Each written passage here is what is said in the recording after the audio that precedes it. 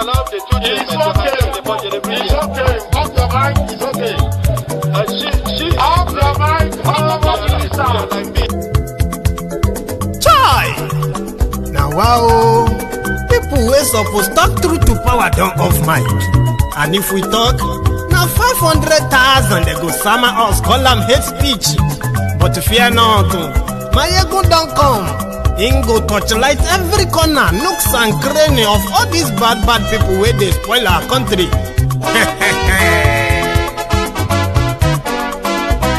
So my people make we laugh, oh, yo, yo. My ego don't come, oh, yo, yo. My people make we shout, oh, yo, yo. My ego don't come, oh, yo, yo. My ego don't come, man of the masses, oh, yo, yo.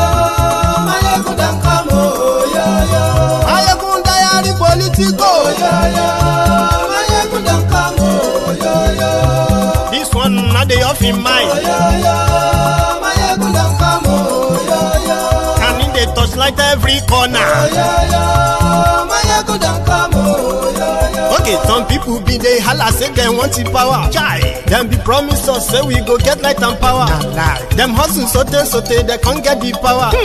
But now they know they do anything with the power. Sure. Every day, dollar just they get the higher power over naira. Still them talk say make we off mind. But thank God say my ego don't come. So my people make you laugh, oh, yo, yo. My ego don't come, oh, yo, yo. My people make we shout, oh, yo, yo. My ego don't come, oh, yo, yo. My ego don't come, man of the masses, oh, yo, yo. My ego don't come, oh, yo, yo. My ego diary politico, oh, yo, yo. My ego don't come, oh, yo, yo. This one not they off in mind, oh, yo, yo. My ego don't come, oh, yo, yo. Person where they do evil, no one make person talk. Them say that my egun, that man too they talk. He too they talk. Say my egun diary, he they hot like pepper. But every day then they take money in bulk. Woman picking, they the street they hawk.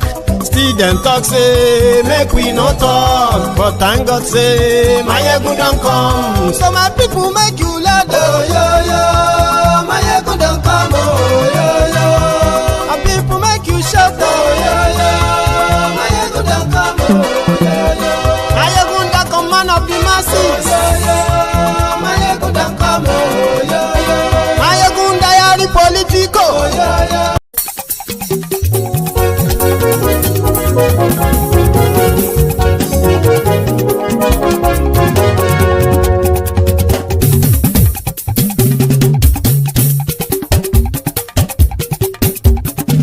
My ego la wamo, la moto do do do. My ego diary. Ayégun làwa mọ̀ làwọn tó jódodo. Ayégun diary náà ibi nọ́mbà wán. Ayégun ti dé o ọ̀rẹ́ ará ìlú. Ayégun diary náà ibi nọ́mbà wán.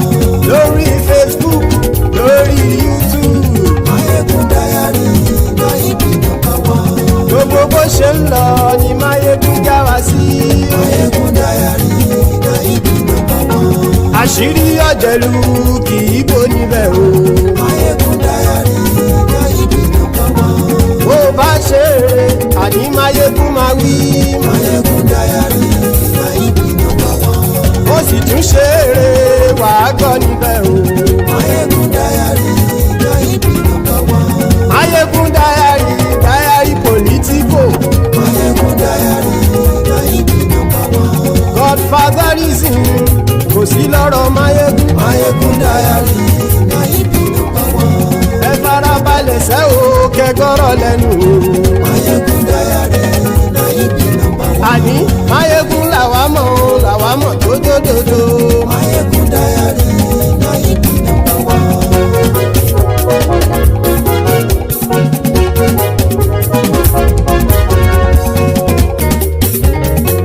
Àní ẹ̀sùn rákì. Máyégún ti dé. Máyégún ti dé. Ọ̀jẹ̀lú ẹ̀sùn rákì. Máyégún ti dé. Àní ẹ̀sùn rákì. Máyégún ti dé. Lórí Facebook. Máyégún ti dé. Àní ẹ̀sùn rákì. Máyégún ti dé. Lórí YouTube.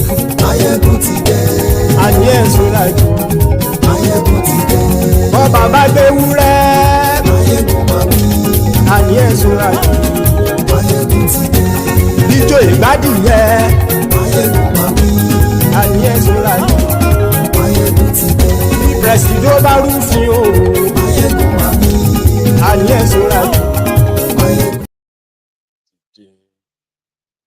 Hello there.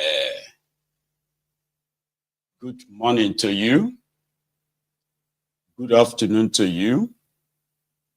And good evening to you from wherever you are joining us. This is Mayegun Live. And thank you very much for joining me, brethren. Remember, after reading the caption of the broadcast, take your time to read the description as well, because that is where you would understand what we are going to be discussing this hour.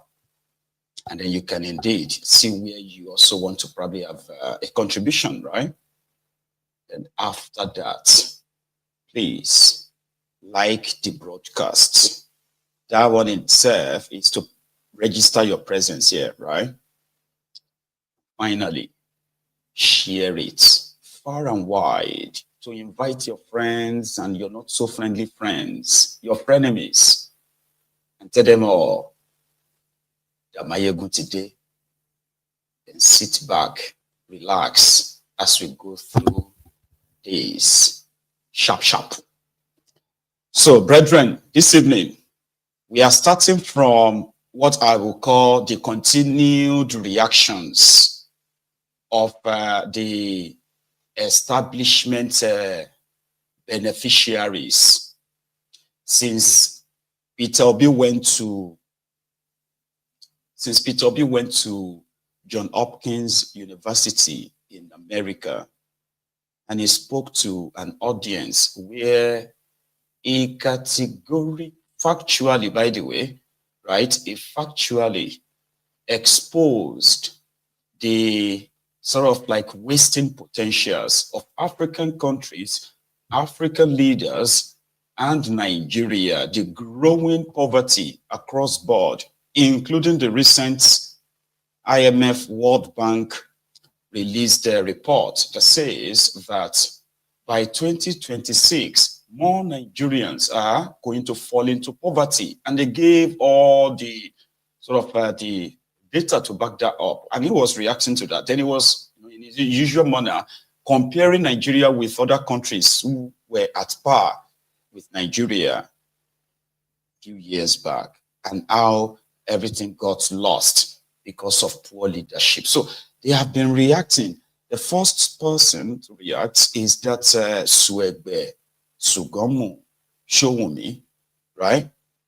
Anyway, the camouflage guy came out and said, saying that to the international audience was tantamount to demarketing Nigeria. First reaction. Of course, the Obidients entered him. Like there is no other person that demarkets Nigeria than Tinubu, who happened to be the Pablo Escobar of Africa. The last Pablo Escobar, who tried, after amassing so much money from drug dealing, sponsored like different political parties, different politicians via different political parties. At a point, he decided it was time for him to become the president of Colombia, and that was his end. So what original Pablo Escobar couldn't do, Nigeria's Pablo Escobar has done it. That in itself, right? The world is wondering, how did that happen? That tells a lot about the people from that place. Today, on that Tinubu, not only that the economy is tanked, right? We are now talking about the public image of Nigeria outside Nigeria, where Nigeria is now considered as one of the 5 worst countries ever.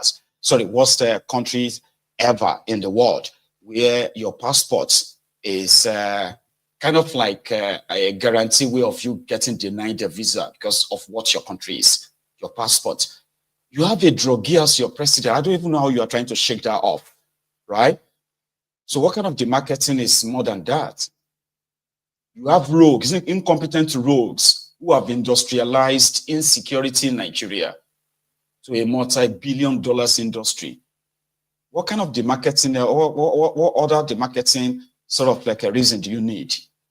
But because a lot of them are living in denial, or somehow there are this, this kind of like a hypocrite, okay, whose idea of this globalization is that somehow, the rest of the world is actually not seeing what's going on in that contraption. So the new reactor right now is Sanwoiku, the governor point and kill of Lagos, at the gator, at the pointer, Sanwoiku.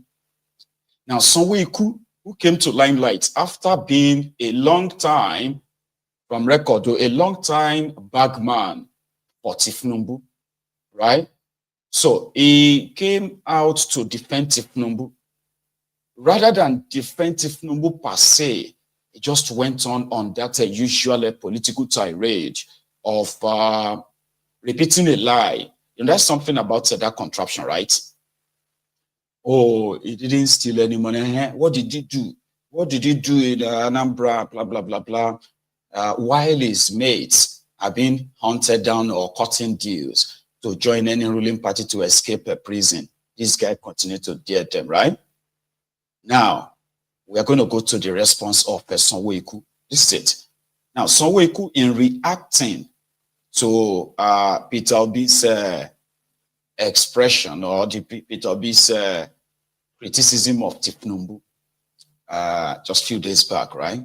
Here is what Sanwoiku tweeted, word for word, because it is not video, right? He said, factually, addressing Mr. Peter Obi's criticism of Nigeria at John Hopkins University on Thursday, April 24, 2025, former governor Peter Obi, the Labour Party presidential candidate for the 2023 election, was at John Hopkins, blah, blah, blah, blah, where he made several disparaging comments. That's what they call it. When you criticize Tinubu, you are automatically considered as criticizing his tribe to start with. But just listen up. He said he made the unflattering remarks, not just about the incumbent Nigerian government, but also about Nigeria.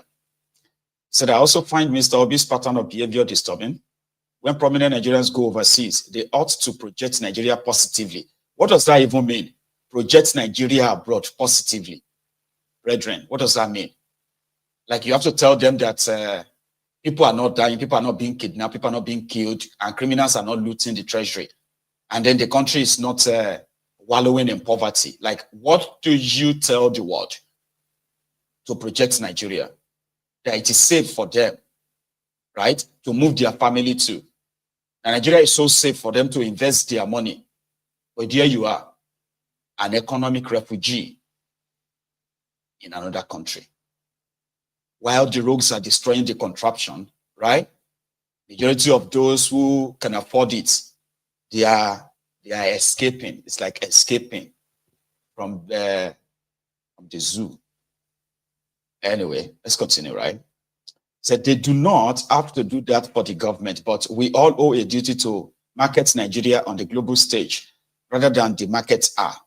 That is what true patriotism is all about, according to Sanwoiku. So because Mr. Obi focused on poverty and said that the current administration's policies are making Nigerians poorer, I will concentrate on that.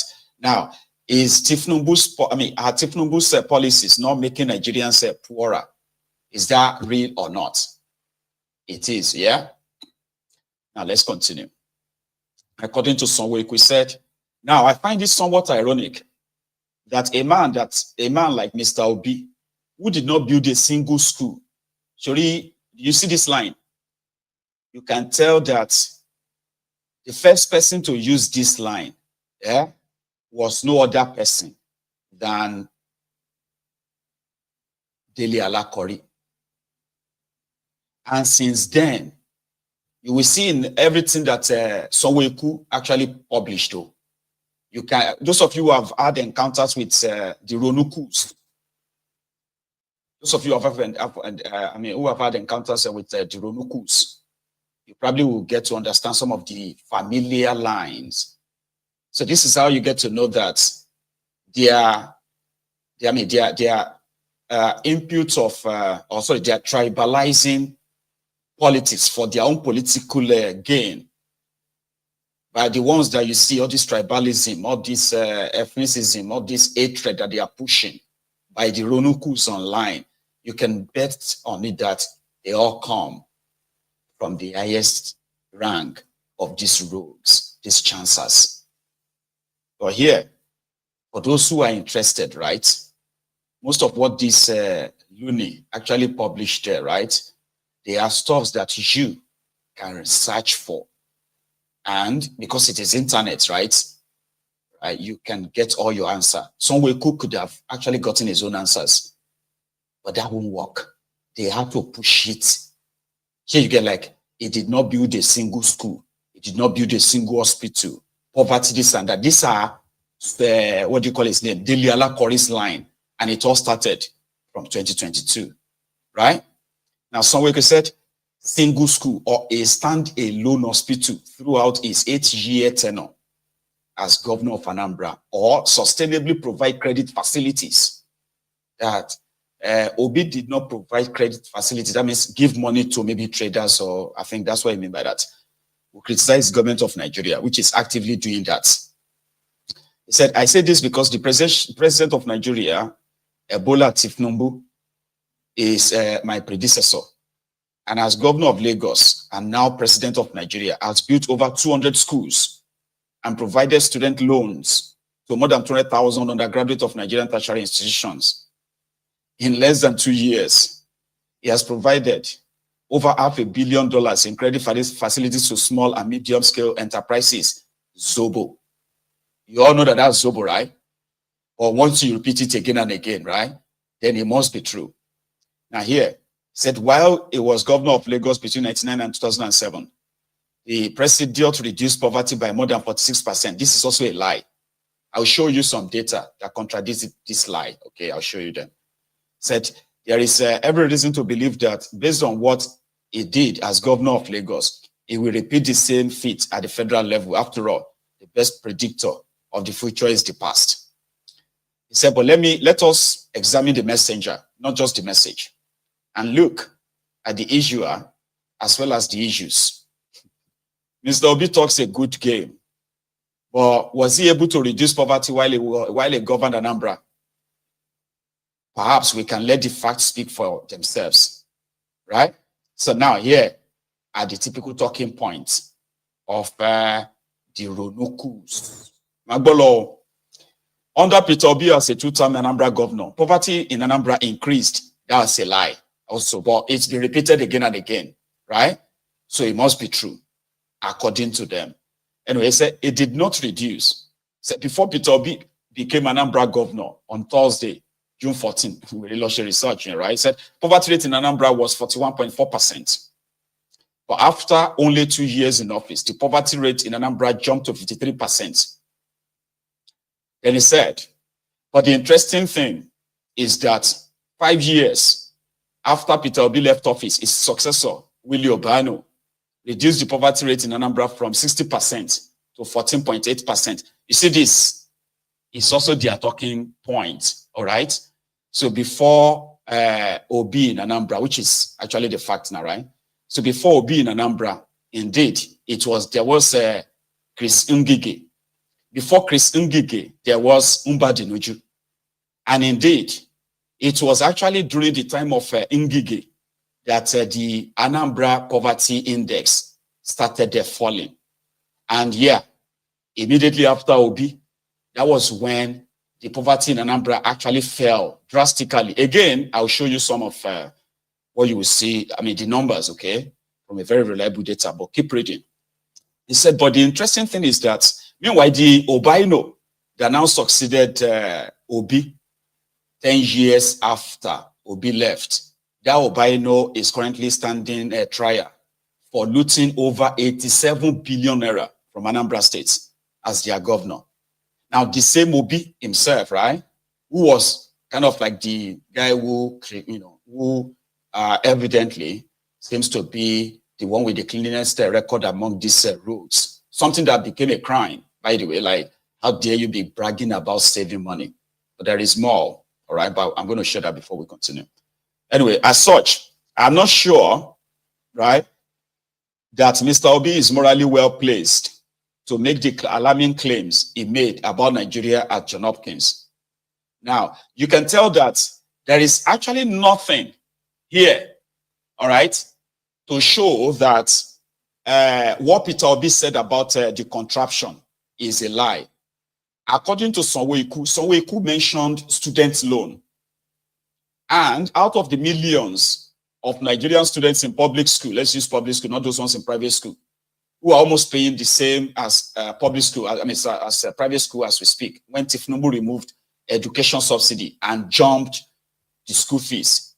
So out of the millions of them, where many of them are actually like already working on just leaving school, generally like, you know, drop out of school. But Tinubu will brag and tell you this, right? However, the poverty rate in Nigeria, that is not exaggerated, is it? So some people a group actually did an analysis. This time around, you know that data is very stubborn, okay? So when they said for the economic size of Anambra State and Lagos State at different times.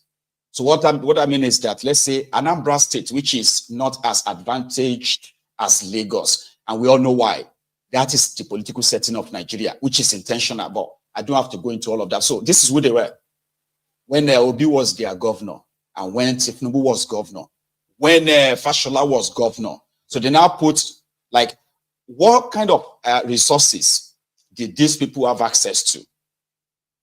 And what did they do with their resources? Now, to make you understand, you know, Lagos is the richest state in Nigeria. Lagos currently is not oil producing state. It should be, because they've got their own crude oil as well, right? But it's not. But Lagos is the headquarters of all the oil producing companies. I mean, so all the oil headquarters of all the oil companies in Nigeria. So they pay all their money there. All the telecommunication companies in Nigeria, their headquarters is in Lagos. So they are like advantaged. Now, what are you doing with their resources? To those who are in Onitsha, Anambra, collecting taxes and allocation and what have you. So how much allocation did this person collected, and did this person also collected, right? So what did they do with it? To make you understand. Let's say Lagos State under Tinubu had access to 100 naira. Lagos under Isaleko Barack Obama, Fashola, had access to 300 naira during his own time. Anambra of Agulu of Anambra of Peter Obi had access to 15 naira. So do you know how many 15 naira you'd have to like take out of 300 naira? Or how many of it you have to take out of 100 naira, Abi? Because there are two different times, okay? During Tinubu's time, during, Ajangbadi Albert Einstein's time, Fashola. So they now said, putting all of this in scale, investments in millennium development goals like healthcare, education, access roads, access to water, security, that's also part of it, I think, right? I think. Anyway, so major. Now you see this money. What did you do on educational, healthcare, especially human development, I think that's what they call the HDI, Human Development Index, which means within that economy of yours, right?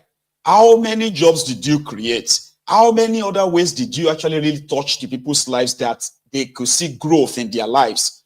Whereby your children are in school, not because your children are in school, even when you don't have money, and they are receiving quality education. Teachers are being paid. This, you know what I mean? Like stuff that will not really expose your vulnerability, which poverty kind of brings, right? Now they did this and they came up with this. Despite this amount of money that these guys had access to, all right? They said between 2003 and 2007, all right, rating what Tinubu and his guys did with this certain amount of money, so close, so similar in these social areas. Now, you see, this data can be verified. As you can see the source underneath it. Now, this is the kind of thing you talk about whenever you want to try, right, to compare somebody who got 15 naira and somebody who got 300 naira. Now, somebody who got 15 naira, again, oh, here's another factor. Somebody who got 15 naira, right, has less population, put it that way, okay? So now let's use number to make it make sense, okay? Somebody whose economy gives him 15 naira, where he has to budget and plan for education, healthcare, what do you call it? Security, and name it, sure you get 15 naira. His population is, let's say the population is 200. While the one that had access to 100 naira, Tinubu during his own time, let's say the population was like 1,000.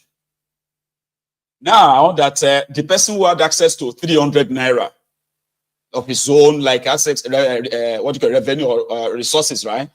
His own population, let's say that jumped up. Fashola, that jumped up to maybe 2,500. So now you see, so you can say, oh, the people that will spend the 300 naira, they are so more than the people that will spend the 15 naira. Or by proportion, right?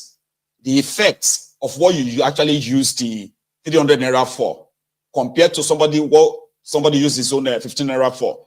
At the end of the day, it became obvious that not only that dilapidated infrastructures littered the entire place. In fact, these guys embarked on land grabbing, including, reallocating the wealth of the state to themselves. That's what you have right now in that place. How did they touch people's life expectancy in Anambra? Life expectancy, Human Development Index, HDI, in Lagos, under Tinubu. Read on your screen. Look at your screen right now. Yeah? It got better. Where HDI got better under Fashola, Earth Index got better under Fashola, a little bit new. Yeah? Educational Index under Fashola. When you go to the far right, we are talking about things you can indeed actually touch, not make up stories. In 2014, the Obidients are kind of on name right now, by the way. So in 2014, the Lagos Business School, I think they awarded, they gave him an award. That's Obi. So, and then they read out what they call this profile. Some of them that you can, all you need to take is just to bring up the phone and just search to confirm or not. Or we can't do the same for Tinubu. No, we can't. Fortune 500 companies like SAB Miller, Distel, and GlaxoSmithKline, Nemeth Pharmaceuticals, etc., to Anambra State.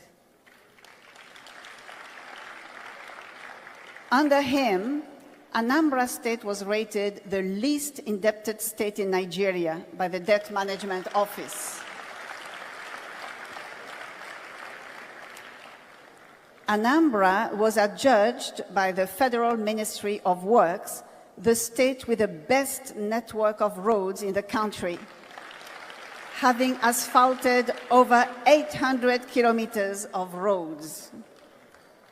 He reopened long-closed schools and returned missionary schools to the original owners with a grant of 6 billion naira for their rehabilitation, distributing over 30,000 computers, internet access, Microsoft academies to over 500 schools. Anambra State students, for the first time, achieved first place nationwide in the 2013 WAEC and NECO Common Entrance examinations. It provided 700 buses to secondary schools in the state and provided boreholes to over 300 schools. He also built classroom blocks in all the 177 communities in the state.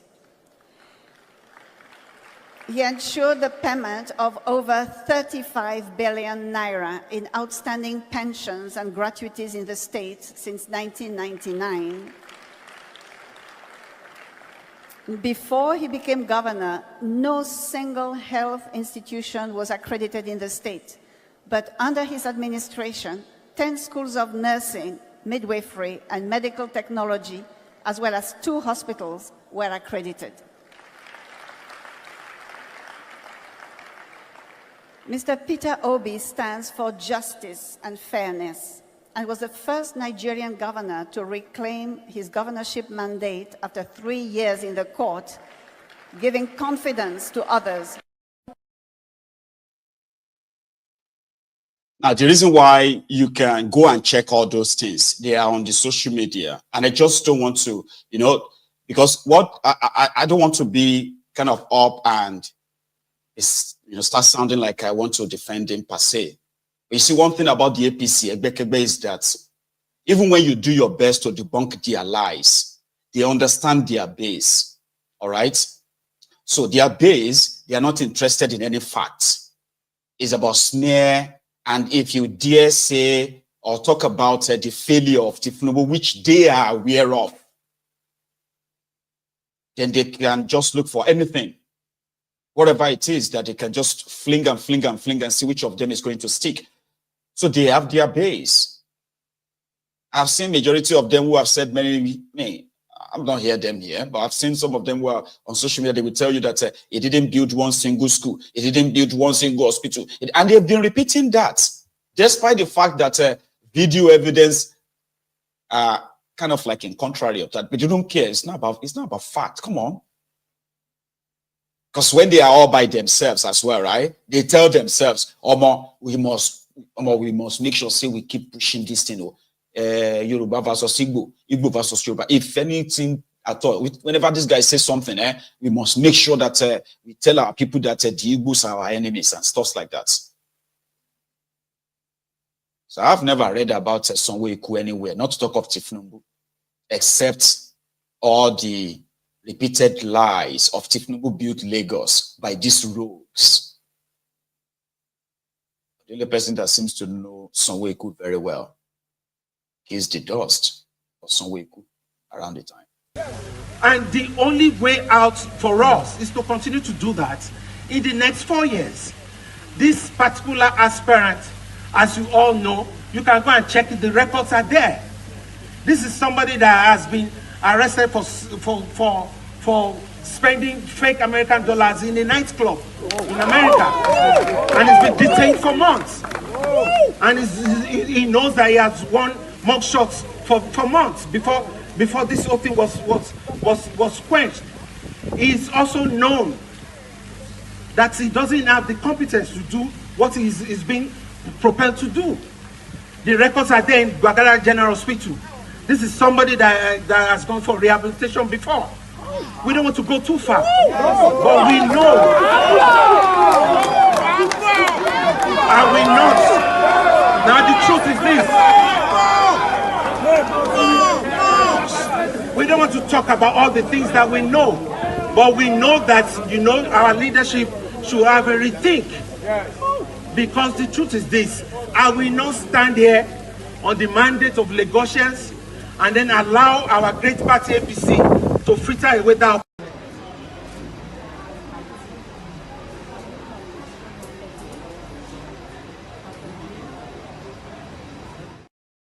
And the guy will Sabian be that. And despite all the money, so those of you who are Lagosians, those of you who are really living in Lagos, so that knows what it is to live in Lagos, in that mega slum, and the amount of money that these guys who have turned themselves into rent takers, all they will tell you about is IGR this, IGR that. Do you even understand what life would have been like if these guys are at least honest with you for once? Yeah? Or you can never possibly kind of like hate or like something you've never seen before. So whatever you are offered, majority of you will take it as what you deserve. And then you can continue to live in the shanty like that. While I think they are actually building themselves a new city right now as we speak, right? Anyway, it is not just Obi that says Tinubu has failed, right? How many of you remember, or all of you will remember Onopasa? Oh, I'm going to show you Onopasa this evening. He's so pissed. I said the thing don't touch him. When I saw him yesterday, he looked unwell.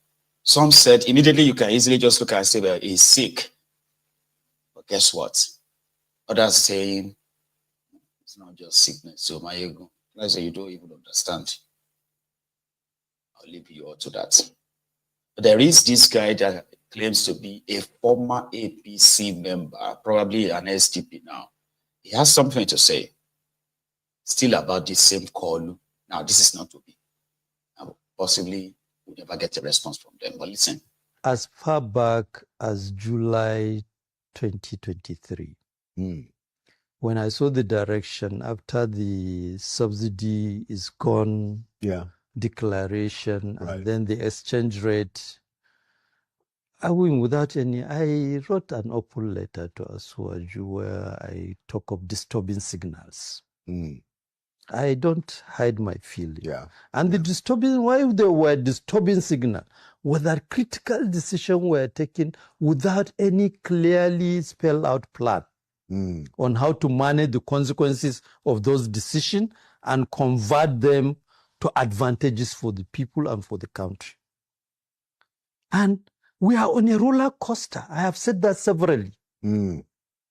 Because as far as I can see now, he's in denial. He beat his chest and people in government beat their chest. He is courageous. He has taken wonderful decisions. What is wonderful decision about withdrawing subsidy and floating the exchange rate without a clearly visible economic plan that will guarantee production activity in the country and ensure that people are earning better livelihood? Now, for me, I waited up to around July last year before I declare that no. Because I found out that he has insulated himself. Even within the party, nobody is having access to him. And that is not the kind of progressive leader I thought he is. And by my own estimation, I have said so several times, that was not the way he ran Lagos. Certainly. I have said that several times. Certainly. Now, for you to even expect anything wonderful to happen before May 2027, I will say you are a dreamer. I will wish you luck in your dream. But if it happens, it will be a pleasant surprise. Exactly. For me, I have reached the conclusion, I don't think anything good is going to come out, and which is why we have to start organizing. I am optimistic. I have said so. This country can be fixed in our lifetime. And I pray to God. You can dream on. So, today, the transfer of Sheriff and Okowa was completed. That will be the next thing. So, the likes of Shitty Man, Gandola, name it, Hopeless Uzotingba, and others, Hopeless Uzotingba leading the governors, Shitty Man and Gandola representing Tinubu and Abuja. Okowa is now telling the Delta people that the reason why they all have to go and join Tinubu is because of Delta State. Because the future of Delta State, without being connected to the center, cannot be imagined. Is that the word he used? Like it's going to be a great loss for them. Others were like, why didn't you connect with the center when you were governor? Everybody knows it's about the 1.3 trillion naira oil money, the revision money that they gave to him, that is squandered, right, with Atifku for the 2023 charade. And right now, he can't pay that back. He doesn't want to go to jail. decided, right, to use Delta states as a bargaining chip. Now, here is where I'm going to deviate a bit, okay? We have Kenneth Okonkwo in the house, who is also talking about the only thing that can really defeat Tinubu is no other than a coalition. I'll do that first. And I'll take you to the Delta states and what happened in Delta today. Kenneth. Well, first and foremost, I do not join a party, or let me say, I do not leave a party because of another party. So I leave a party because of the party itself. And when I want to join another party, it's because of that party, not because I'm looking for anything. When I resigned from APC, I made it clear that I cannot follow a president who is insensitive to our spirit of diversity. He chose a fellow Muslim to give us same faith ticket. Has that changed? I made it clear that Nigeria being a diverse nation, anybody that will not respect our religious diversity will not respect our ethnic diversity. Have I not been proved right? If APC wants me to join APC, these are my conditions. They promised Nigeria that 1 naira should be $1. Have they done that? When they do it, let them come calling, and I will consider them. Nigeria is a diverse nation where the presidency is an association between the president and the vice. And the Nigerian constitution is very clear that every association must cut across religious and ethnic barriers. So any president that is choosing a man of same faith ticket and then choosing only the people from his own people or the people he perceives are his own people to be in governance is a president that unapologetically behaves in a very unconstitutional manner. He has no respect for rule of law.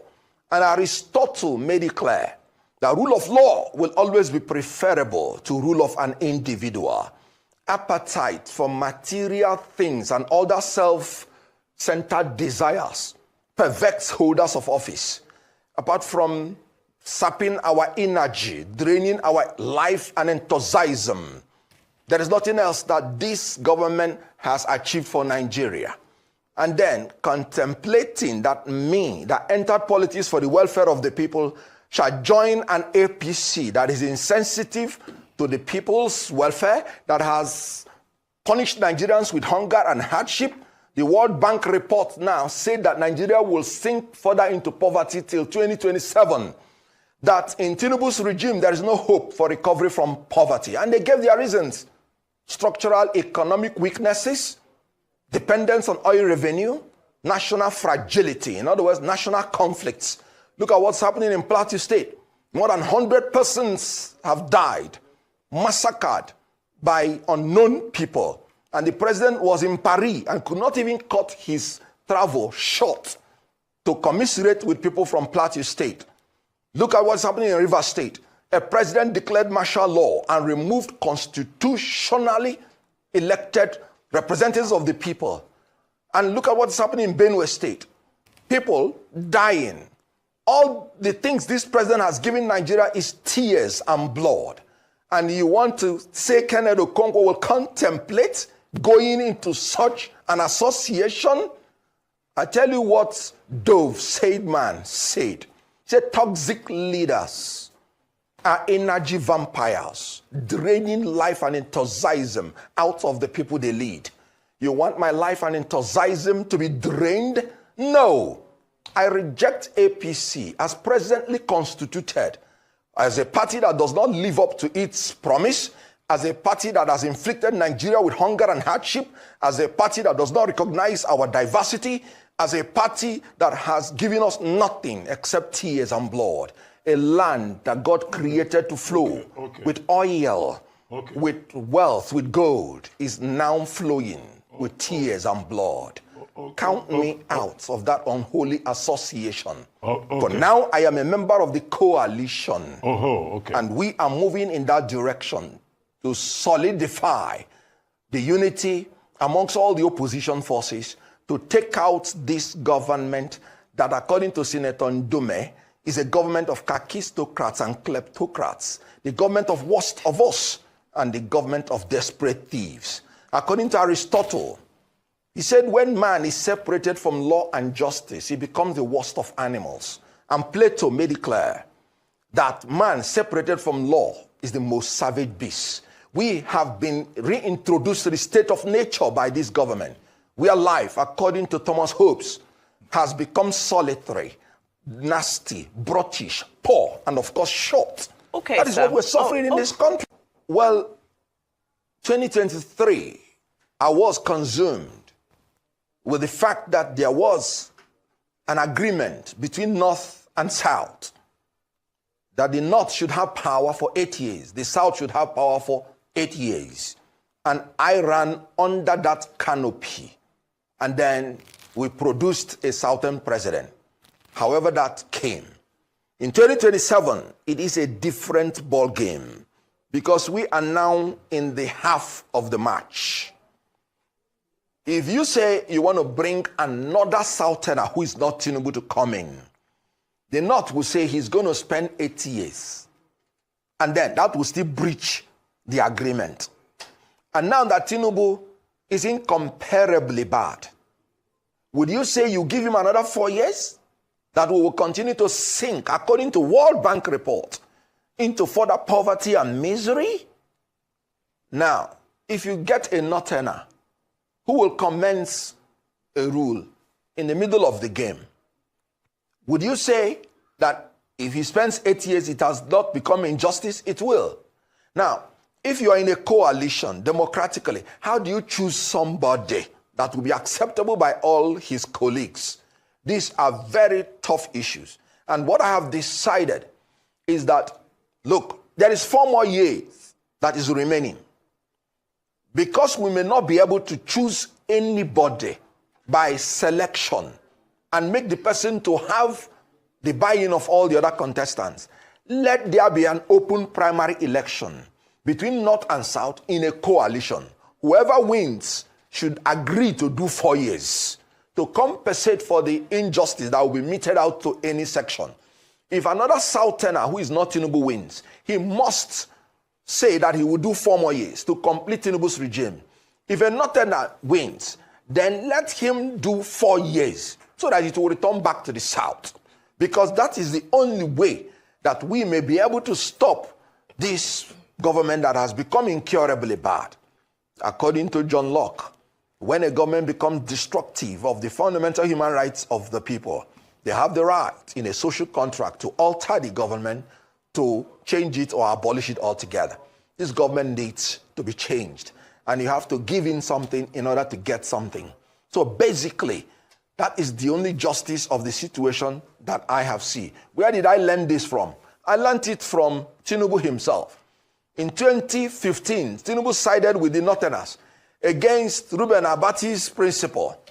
And the South-South, they were pleading, let them complete their term. But Tinubu, out of self-preservation, out of the below-con philosophy, he said no. He aligned with the North and chose one of his own to be the vice president. He preferred the power going back to the North rather than remaining in the South, so that it will pave way for him in the next 8 years to become president. And that is why he's president today, because of that strategy.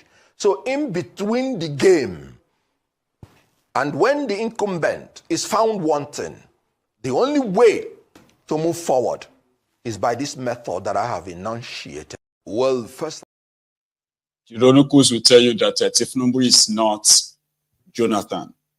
Whenever you are doing your analysis, be reminded that Tinubu is not Jonathan.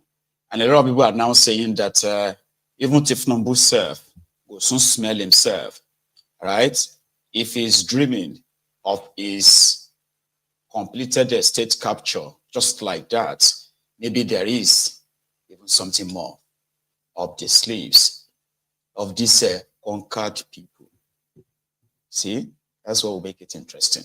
In Delta State today, to finalize the transfer of Okowa, right, from people destroying people to APC was concluded. And it was also the convergence of APC, Egbekebese, all present criminals, who is who. Like I said, Okowa, who was arrested 2 weeks ago for stealing 1.3 trillion naira of Delta State money, and oil derivation payment they gave to him that he can't really account for 1.3 trillion naira. So the smart thieves told him to, you know what, don't try to be a hero. The only deal that is available for you is the strategy of Tinubu to have everybody back on his side. So that everything will appear like he's got nobody to challenge him again. And after passing through what they call the F check, right? He passed the F check. Today, they concluded the transfer ceremony. And here, and the others were here, was Shitty Man arriving in Asaba for the ceremony.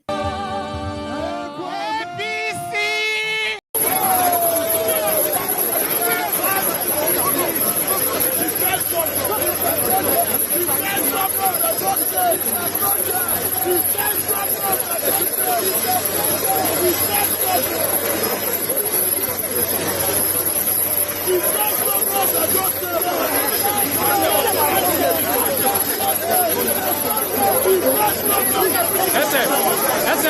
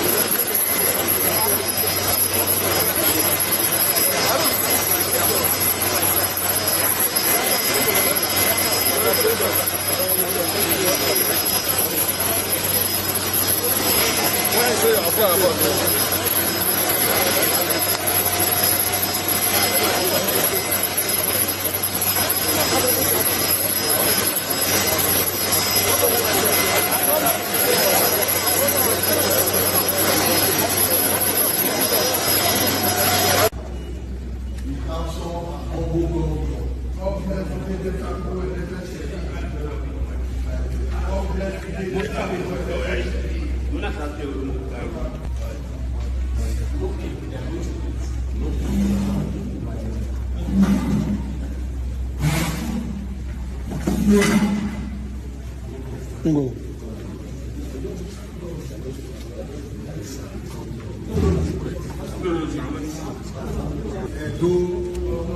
God bless the government.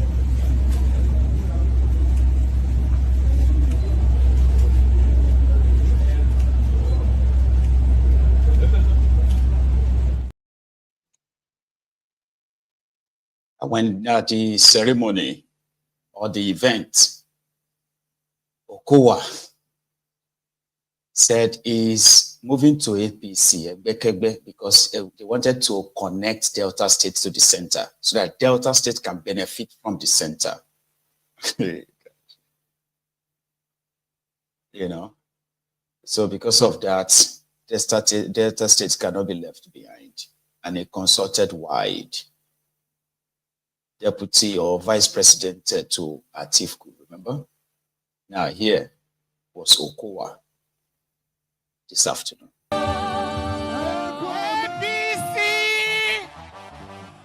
APC!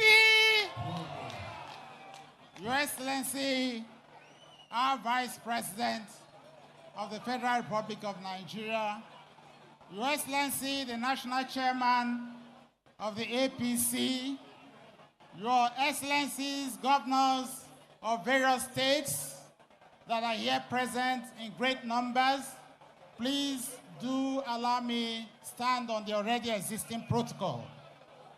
Today, obviously, is a great day for us in Delta State. When the news broke out on Wednesday, the 23rd of April, 2025, that we have decided to change our path, people wondered why. But one thing is very important. In the history of a people, there is always a time to change their path for the common good of the people. And whatever decision that we took was based on that common good and the need to change our path in the best interest of our state. As I did tell people that day, it was not about me. It was not about the governor, but the fact that there is a need for us to connect to Abuja.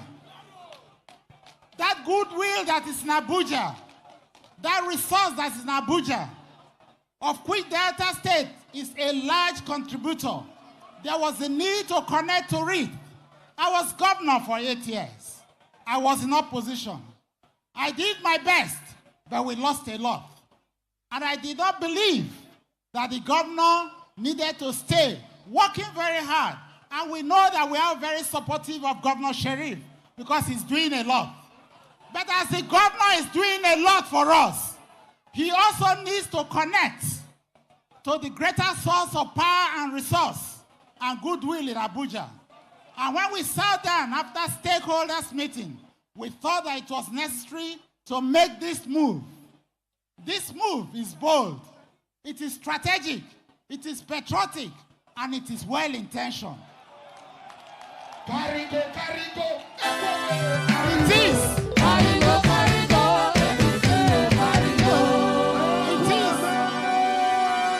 is in the best interest of our state.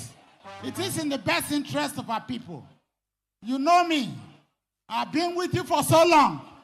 I would rather sacrifice everything that is in me for the best interest of Delta.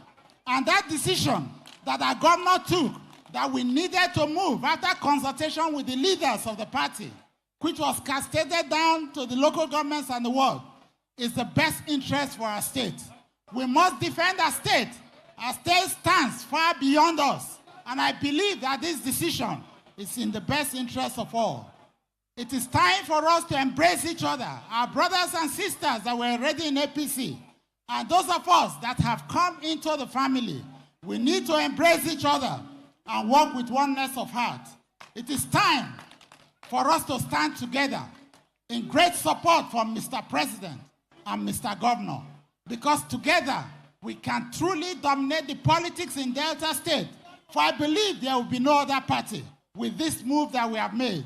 And we are going to stretch out our hands across to our brothers, across all other states that we can reach. And I believe that a great result will come from it. Thank you, Mr. Governor, for blessing the trail.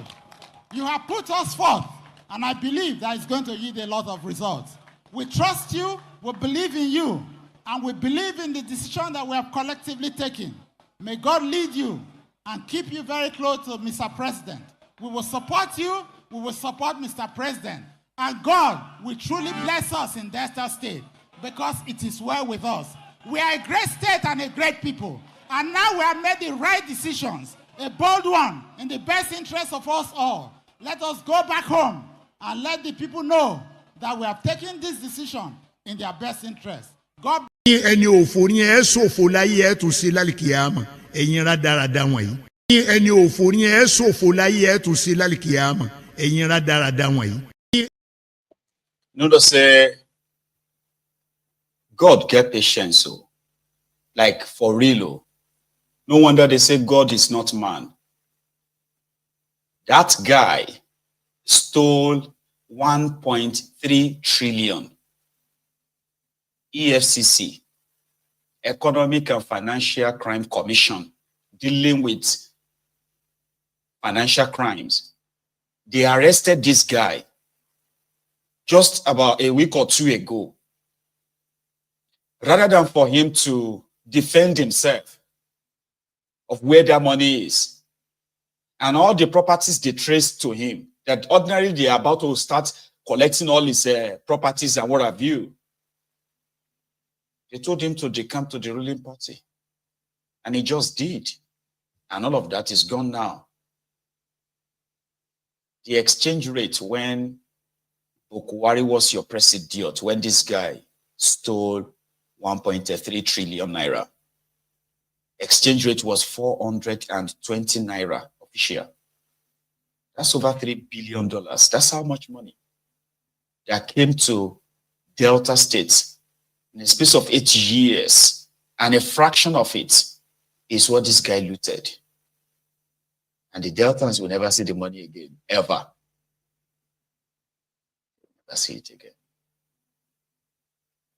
And then this guy, did you hear where he said, we will make sure that there is no other party in this state except our party, APC, with this Mr. President. Because they are rogues, they are criminals, and they believe that we are so invincible with all of this. We will be so powerful. Who else is going to challenge us? And I bet that's how they felt, and still feel. Because what we are known for is what he's already doing in Delta State. So we thank Almighty God for that. We are here in our numbers to demonstrate the importance and value we have added on weighted average on the coming in of distinguished Governor Sheriff into APC. We are here to demonstrate the wisdom in his action. We are here to demonstrate who came in their numbers from different parts of the country. Both the federal and subnational government. APC! This is a great day for us in Delta State. When the news broke out on Wednesday, the 23rd of April, 2025, that we have decided to change our path, people wondered why. But one thing is very important. In the history of a people, there is always a time to change their path for the common good of the people. And whatever decision that we took was based on that common good and the need to change our path in the best interest of our state. Great party ABC. On your mandate we shall stand. On your mandate we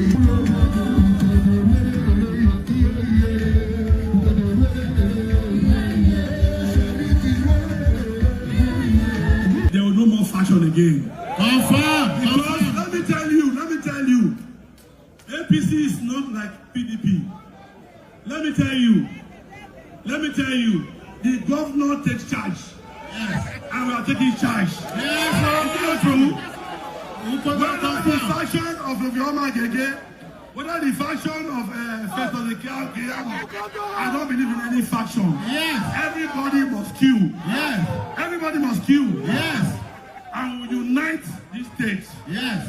To move this state forward. Thank you. For the benefit of this state, and it will bring development, it will bring peace, it will bring unity in Delta State and in Nigeria. Yes. So thank you very much. Very well. So I have to say it publicly. He doesn't ask what is happening. No, he doesn't talk. He talks less. So this state will continue to move forward. Thank you and God bless. Delta cannot carry last. We have been in opposition for almost 10 years. Do we need that? No. Mr. President has supported us. He has shown us love. We cannot face him in 2027 to work against him. That love that he has shown to us in Delta State, we need to reciprocate it. We cannot do it now.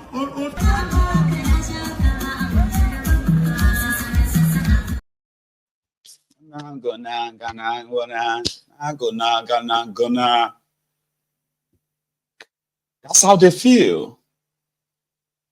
And it seems that they are just on top of the world. It's all done. Who are those people that will challenge us? Who are they? Is it Peter Obi? Is it Atiku? Nobody can challenge us anymore, kind of. That's not how Onokpasa feels. You know, Onokpasa is one of the die-hard senior Onukus. He's one of them. Oh, he did his best to try to make people kind of give Tinubu time, patience. less than 2 years ago. Mr. Onokpasa was on the same Arise News. Look how, reminding everybody that care to listen that Tinubu had this strategy, this magic wand, and people should give him time. We are still on trying to give Mr. Tinubu time. This was under Bokwari Radajari. This was under Bokwari. But 2 years ago, Mr. Onokpasa was on a rise. But let's say 18 months ago. 2 years will be too long. 18 months ago. But you know something? Between 2023, October, and April 2025, I don't know what happened to Onokpasa. So, I mean, kind of, immediately you will see this image. Depends on which side you are looking at it from. So the first one, what you may think of would be, well, there's nothing wrong with him. It's just like a, textbook definition of a Tinubunomic right now, Naonga. Or if you don't know him before, you are likely going to automatically feel like this man is unwell. Maybe he's currently going through a lot, like, health-wise. We don't know what he's going through. But because he's an Akpabio, feeling sorry for any Akpabio is a sin. Do you know that? You don't? Oh, okay. Now you do. Don't waste your sympathy, empathy, or what have you on the Ronukus, especially if you don't have much left. Some of us have kind of like exhausted our sympathy when it comes to sharing them with people who don't wish us well. Because you see, I told you that before. An average Ronuku, whether they are abroad or they are in Nigeria, right? They are because of what they believe in, they are your involuntary enemies. You need to remember that. And I'll tell you why. Because what an average Ronukus believes in, there are things that will destroy, there are things that are destroying people's lives. Do you understand? Defending Tinubu, defending Bokwari, then defending Tinubu. That is somebody, except somebody who is suffering from, bipolar disorder, lunacy, mental health disorder, whatever you want to call it, the child won't be all right upstairs. When people claim to be all right, and they are supporting these murderous people, defending all their atrocious, policies and actions, that's your open enemy there. If you don't have any enemy before, and you have somebody who is a member of your family, or be your friend, who is an APC, well, there you go. Except if you are too dumb to notice it. Because Tinubu's actions and inactions continue to destroy lives, continue to destroy livelihoods right now as we speak. So if anybody decides to try to gaslight you or blackmail you for speaking up, who is that person to you? Your friend? Would you call that person a friend? I won't. When I saw Mr. Jesu Tega, seriously, I had to use some of my empathy.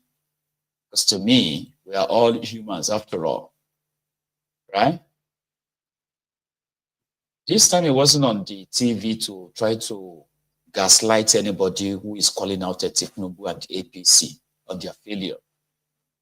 He's doing that himself. And in fact, he's promising to make sure that whatever it takes, he will be campaigning against Tinubu by 2027. His own promise, so you know what he's talking about 2027 now, right?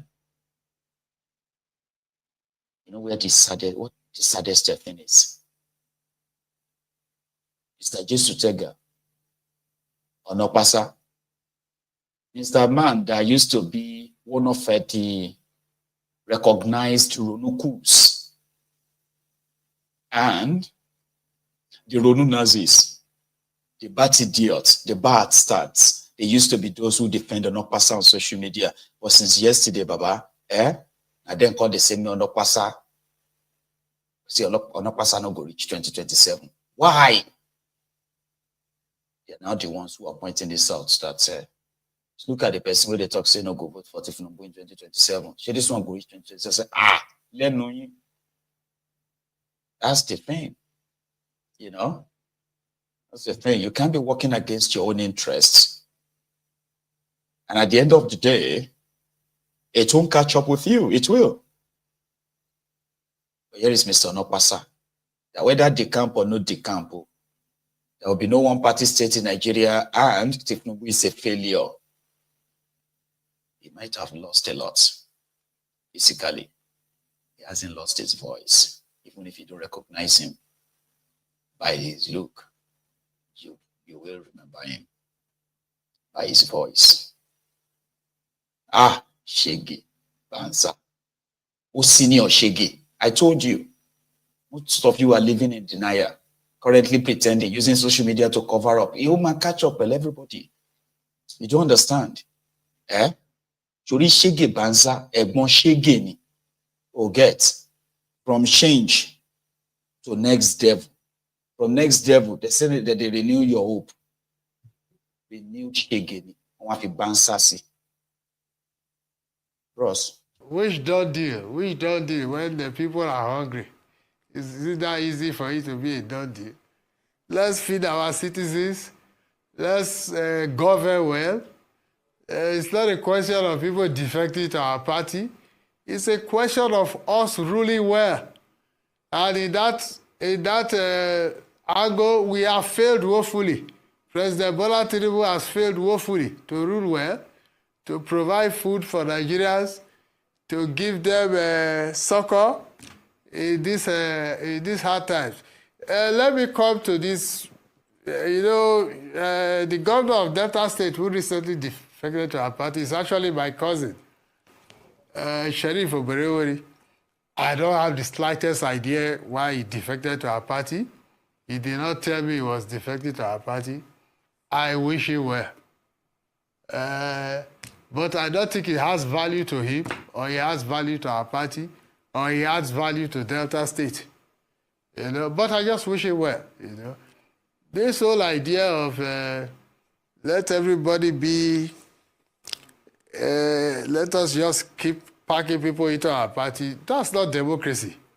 The interesting thing, Ruben, is that you must always have opposition, because people must disagree. This idea of a one-party state is simply unattainable. There must be disagreement. Even in our party, we disagree. We are not even a one-party in our party. Is it Nigeria that will become a one-party state? It's a waste of time. So, I wish my dear cousin, Sheriff Obidients, well. I welcome him to our party. But I don't think this idea of everybody joining one party is good for democracy. I don't even understand why he left his party. It does not make any sense to me. Does not at all. I think President Tinubu should concentrate more on bringing down prices of goods and services,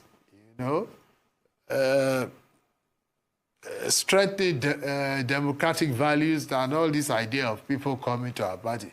That's not what is going to make us win the election in 2027.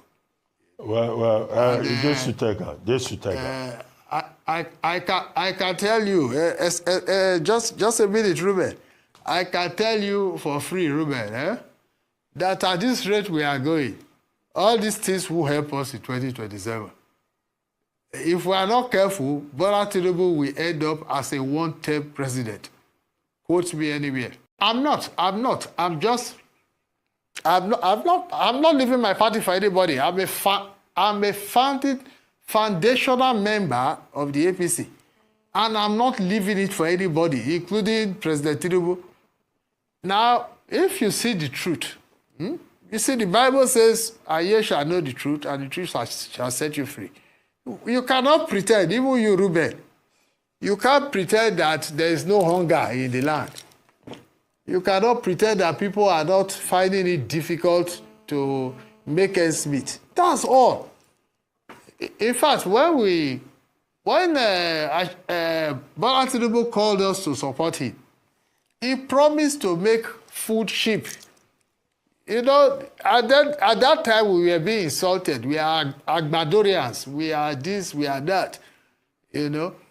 So we told him, we said, let us just produce food. And that's what he promised us.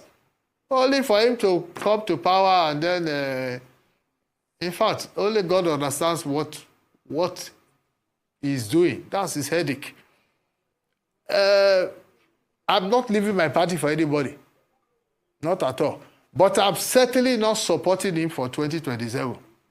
And I'm going to make sure, going to gather with, it's not even PDP people. PDP is just a ridiculous party. They are not serious. It is us in APC who are dissatisfied with him, who put him in power. We are the ones that will remove him from the power. I can assure you. Che, help us, oh. Help us. There is God, oh. There is God, oh, God, oh, God, oh, God, oh, God, oh, God, oh, God, oh. God should descend, oh. Today God will descend here. God will descend here today. Mr. Onopasa, I bet you would understand why a lot of people will be trolling him. APC, Ebekebe, they are so evil. Ojumidada, they are so evil, right? That if you are not mentally strong, APC, Ebekebe, they will make you think something is wrong with you. Yeah. You look at, you turn left, you turn right, people are everywhere begging. And you yourself, you've noticed that, like say things have gone worse. So there are more people begging now. There are more people stealing and robbing people now. Carjacking, this and that. So now you are seeing it. And then you are talking about it and you want them to do something. APC, Ebekebe will begin to say, no, you don't know what you are talking about. Because, this morning alone, I have seen more than 20 beggars, some with children, some with, and I'm talking about that. This person is telling me that I don't know what I'm talking about. I should shut up. And to make me, when I don't want to stop, when I don't want to shut up, to make me stop, then they'll begin to throw tribal, ethnic, religious slur at me. Right? Just to make you stop. Then you begin to wonder and say, Nami no see and well. Wait, things are so expensive now. This inflation is actually killing a lot of people. I know people who have lost their businesses, who have lost their jobs because of all this whole thing. And I'm talking about it. Somebody is trying to make me look like I am demarketing Nigeria. Abishi, Nami no well. So that is why when you see people who are not being nice to Mr. Onopasa, it's because they all have history of telling him that now thunder go fire him. You this Onopasa, now we go kill you. Oh, joy. Looking at him on the screen. Obviously, it's not right. It's kind of like health related. Whether he's got any terminal sickness or some underlying health, issue. We don't know. But he kept talking about food. When you look at the way he looks, right? You probably won't even say it's about healthcare. Mind you, Onopasa is believed to be a lawyer, by the way. Yeah, they said he's a lawyer. I just don't know, maybe those charge and bail lawyer or something. I don't know, but he said he's a lawyer. So which means he should be in the category of the middle class, even though it doesn't really look it. But you get what I mean? Like, he's in that place where he's got a service that is sought after, and you can't compare him with some of these louts or these cretins on social media per se, even though he made himself one, a cretin. Yeah? So looking at him on the screen there, you will tell that he is not fine. Number one, if it is health related, Arise News ordinarily, because he's one of their star guests anyway, right? Arise News shouldn't even put him on the screen. Or maybe Onopasa insisted. I say, oh, but if I want to, before I die, somebody said it. Somebody said maybe he's dying. And before he dies, he wants to say the truth. But whatever you hear people say, majority of them are not bad people. These are, just like as we are right now, these are the people that have been traumatized, brutalized, bullied, threatened on social media by different kind of Ronukus, the Ronu Nazis, the Akpaborians, the bastard, the bad idiots. So don't look at them and say, oh, no, come on. I mean, come on, don't say that. Don't say. They are not really horrible people. These are people who have endured so much lies from these guys that they do ask themselves and say, are these guys real? Like how much are they, offering you to take it upon yourself to defend these rogues, even though you yourself, you are a victim? You are not spared. So when you see them troll them, you should understand why. Here is one of the scenarios that makes people to continue to troll him, even though I wish him well. I do. I really do. You understand? It's unfortunate that there are, because he's not alone. If anything happens to him, there are others too, millions of them in that same category, unfortunately. This is one of the most famous encounter with Onopasa and Rufai. Now, somebody else mixed them together now to give this classic. Economy has tanked. You are pretending to be a journalist. The indicators are there. With you? Since he came in, the indicators are there. Number one, the cost of the dollar to the naira. What is the matter with you? The cost of the dollar to the naira has tanked tremendously as a result of the fluctuation of the currency. All right, that's one. Is that Tinubu's fault? Secondly, don't you know why naira tanked? I'm still asking my question. Secondly, it's been a few moments later. Now, if you see the truth, you see, the Bible says, and ye shall know the truth, and the truth shall set you free. You cannot pretend, even you, Reuben, you can't pretend that there is no hunger in the land. You cannot pretend that people are not finding it difficult to make ends meet. That's all.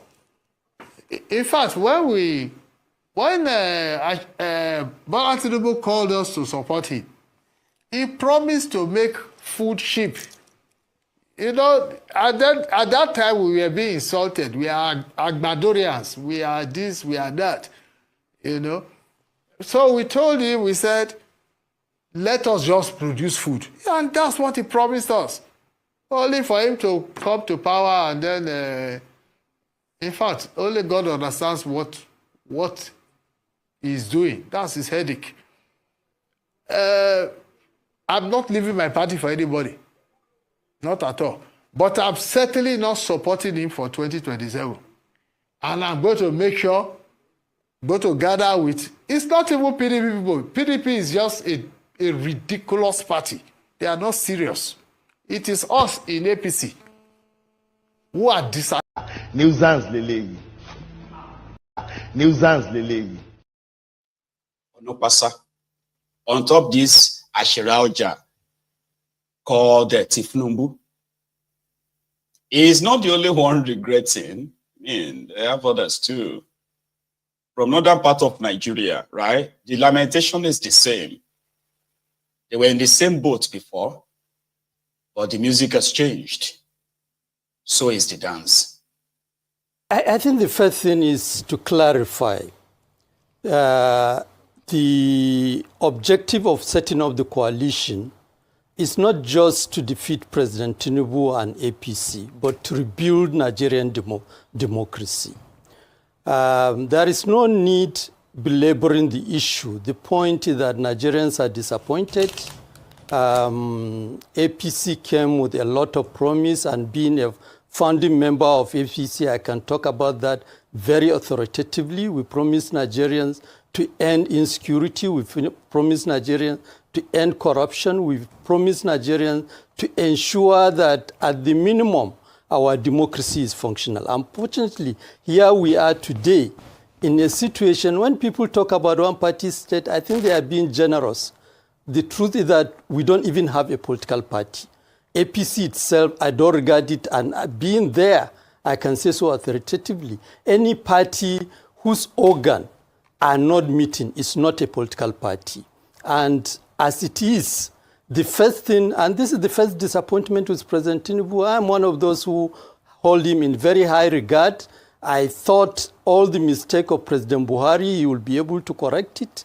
Unfortunately, here we are, he has elevated Buhari to a status of a national hero, largely because he himself almost came with unprepared.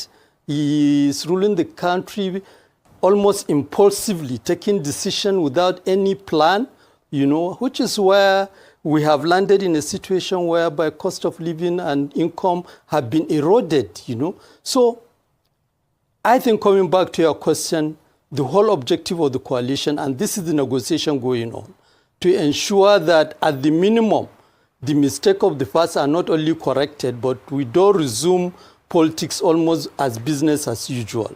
We must present to Nigerians a functional political party, one that can hold elected representative accountable. This is the negotiation going on, and agreement is almost concluded. In not too distant time, the whole coalition will be unveiled, and how we are going to mobilize Nigerians, how we are going to contest the election in 2027 will also be clarified to Nigerians. I think the... Right. Just so you know, to those who are talking coalition, they strongly believe that it's just going to be a matter of time before water will find its level.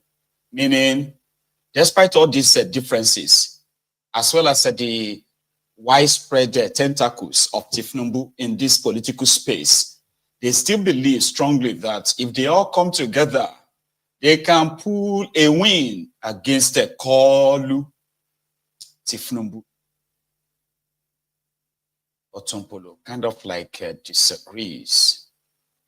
A young man who appeared on CNN, who was also given his own idea of how Tinubu could actually be outed in 2027, told the CNN presenter this. One of the ways by which we can defeat Tinubu in 2027 is to have a similar structure like INEC. Have representative in each and every polling unit. We have 176,848 polling units in Nigeria. We can have representatives in these polling units and collect the results from each of these polling units and compute them together. And then be ready for whatever INEC will produce or announce at the end of the day. If that what INEC will announce at the end of the day will not be similar to with what we have collected with our own result, then we can hit the streets and give Nigeria the revolution that it desires. Because then we have something to hold our hands on. We have the actual result of the election. Because if we cannot trust INEC to give us the actual result. Do you understand that? It's quite an easy one. Not so easy, okay? So what these young people are sort of like planning or proposing is that if they manage to mobilize between 15 and 20 million Nigerians registered with their ID card, or what do you call it, the membership card given to them, as well as their voters card secured. Now, as an organization like that, like this, the Obidients movement, right? If they have 20 million people of voting age, that is a time bomb. That is a problem. For any establishment that downplays that, definitely have no idea on whose stuff they are playing. And that's what they're about to make it now. So if you have 20 million ready-made supporters and voters across the country, right? It shouldn't be so hard to get a 33 persons times 176,000 polling units. And that would be what? Hang on, that's still less than 600,000 people. So imagine if you have 600,000 people at every polling unit like he's proposing, collating all the results as they come out and blah, blah, blah like that.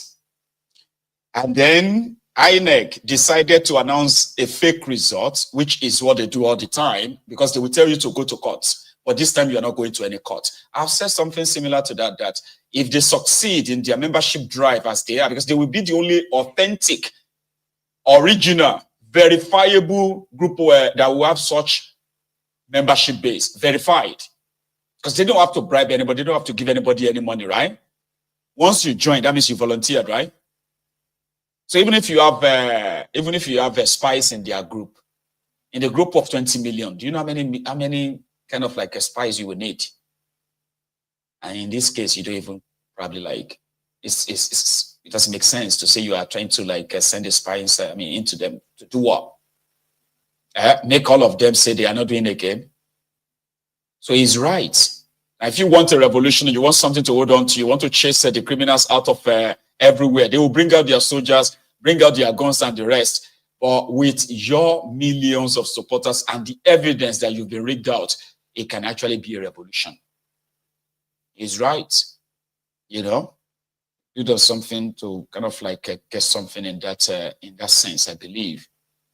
You know, the Tinubu and his gang don't believe in that. You know, it sounds so easy and simple. The establishment possibly also anticipates that. In their own mind, one gun is equal to 100 people. So then get more guns. Get the militants to also get ready. And let's introduce violence. Meanwhile, the Obidients themselves are relying on number. They say, listen, they can only rig you if you are not the majority at that place. And also, they can only intimidate you with their soldiers if they have just a handful of you on the streets. But where you have the hundreds of thousands and millions of you on the streets, even their soldiers will take off their uniforms and drop their guns and join you, relying on numbers. Here is one of the future foot soldiers or the current foot soldiers of Tinubu who believes that they don't care about how you feel about the economy or feel about the governance. As it is, arrangement is arrangement. Agreement is agreement. Tinubu will do 80 years. After that, we can talk about anything else. Here is another criminal who is a multi-billionaire. This guy makes 6 billion naira. That's how much cash they pay him. Tantiana Security Group is Sanwoolu, the former militant leader in Niger Delta. And of course, a regular contractor for the Nigerian Ministry of Defense, Nigerian Ministry of Petroleum, Nigeria, downstream, upstream sector. They pay him over 6 billion naira every month. This is a guy that actually collects monthly allocation that can be compared to some states in Nigeria on a regular basis. And they just have to renew the contract or else Nigeria can kiss all their oil infrastructures in the Niger Delta, goodbye. So here he is. They've scratched his back. When it's time to scratch Tinubu's back, this is Sanwoolu's view. We will do our part. Even go out of our boundary, cross to the northern part of Nigeria to talk to our brothers so that he will get his second tenure. Tinubu is a good person. He has the experience to do everything, to carry this country to the higher level. I am traveling across all the northern states to appeal to them. Buhari spent 8 years now. So we don't want anybody to cause any problem. Let Tinubu have his own 8 years too. And then we look for another person to come in. There is no need for anybody to say, no, we have the monopoly of power. No. We must allow Tinubu to rule his 8 years, which will appeal to everybody. And by the grace of God, everybody will support us. like the traditional rulers and everybody, both small and young here, who have endorsed Mr. President for a second term. The duly elected governor of Rivers State is coming back.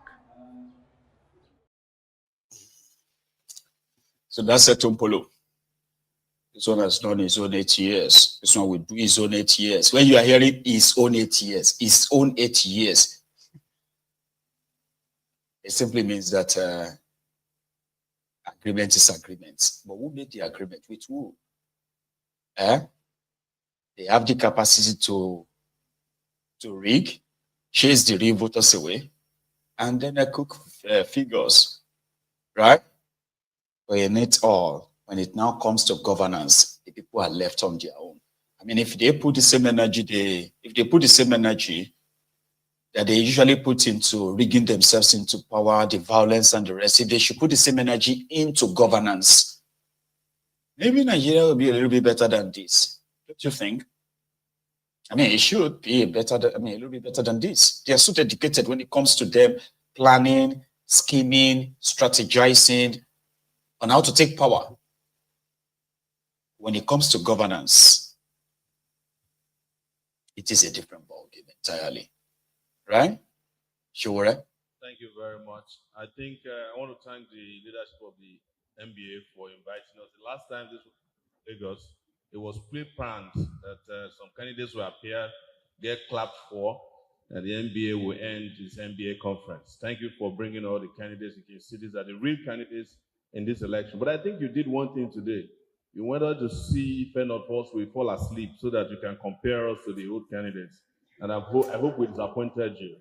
Let me say very clearly, because there's no time, we must understand fundamentally what the Nigerian security architecture is about.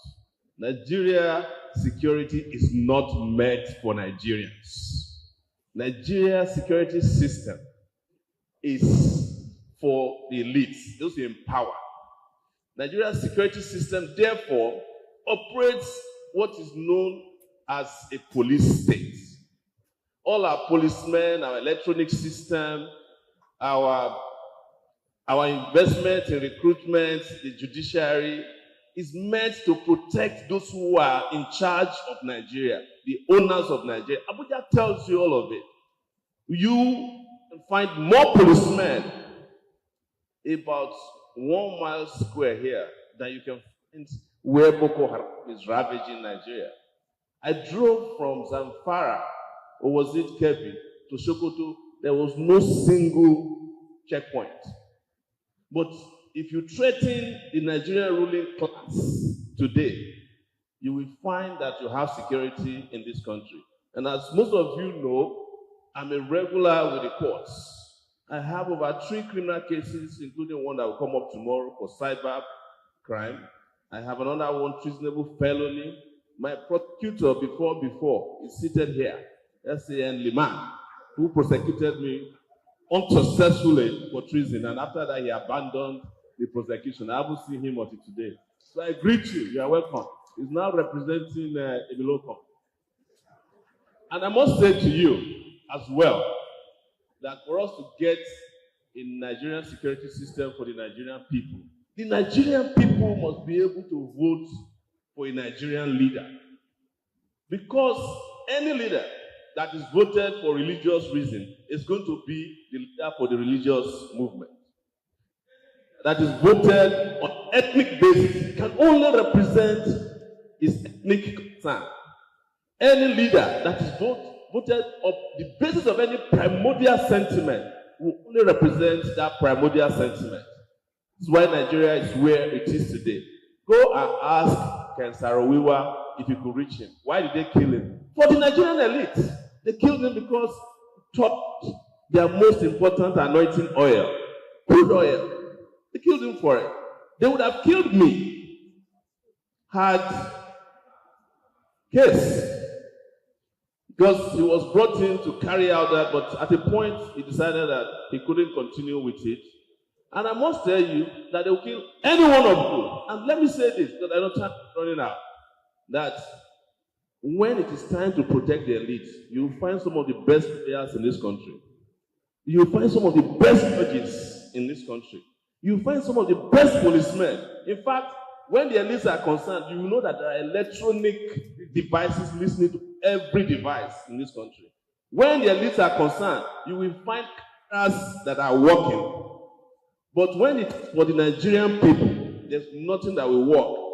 But I would say also that in an attempt to cow the rest of us, they have also done the same.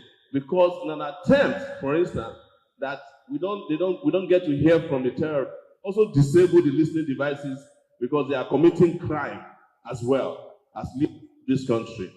One last thing I will say, which is important, we have not gotten to a point where Nigerian leaders understand security. Because the first security, which I agree with everybody here, that human security. You cannot push 133 million people into multi-dimensional poverty, and you are talking about security. It won't work. You cannot have an account general steal 150 billion and spend only 2 in detention. And it's likely to be the governor of the state next time, and you can have security. You cannot have people above the law and some other ones beneath the law and expect security. So, what Nigeria needs is a leader who understands the importance of human life first and foremost. Not a leader who has a high number of lawyers defending it. As I said, and I'll say finally here, there are great lawyers in this country. But ask yourself, which lawyer has a pro bono service to defend poor people in this country?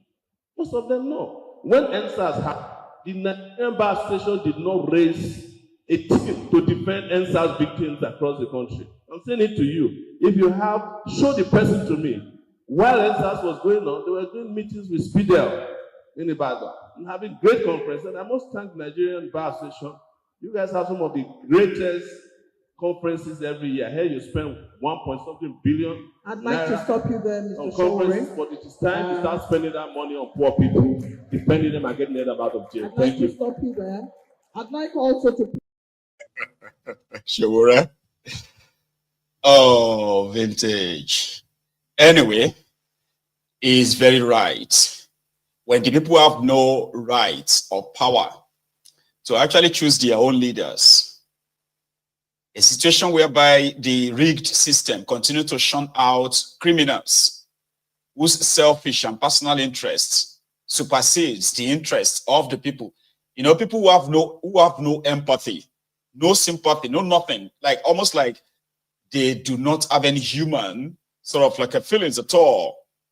They ended up in power, treat people terribly, and also leave them in the hands of the same terrorists who have established an industry in Nigeria live.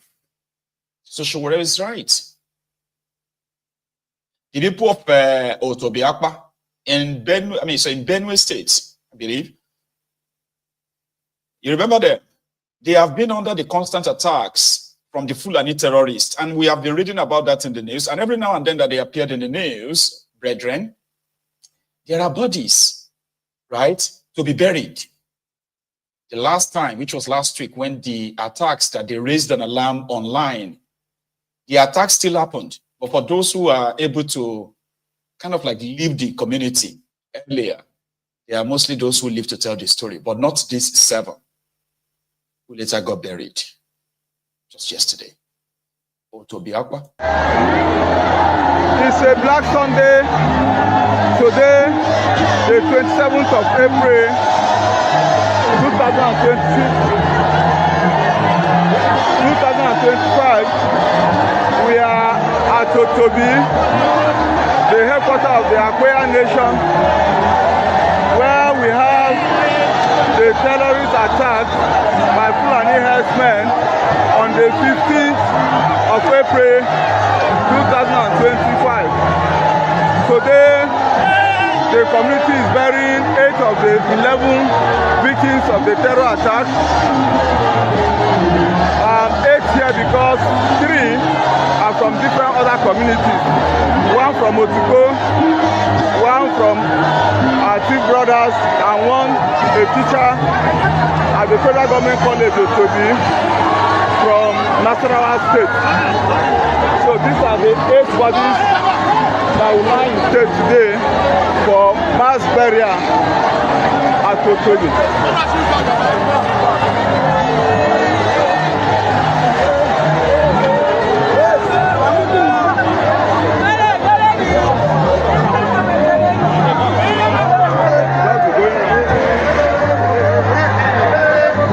Mass burial at Otobi, a Black Sunday.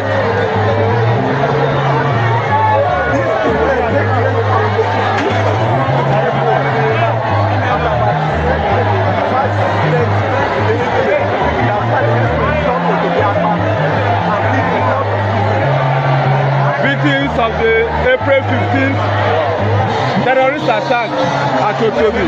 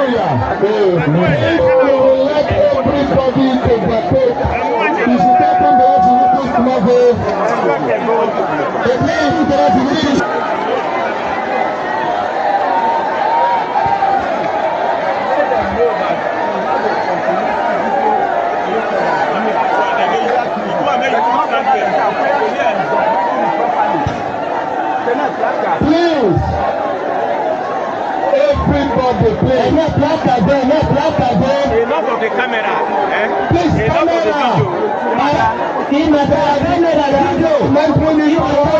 so you will get all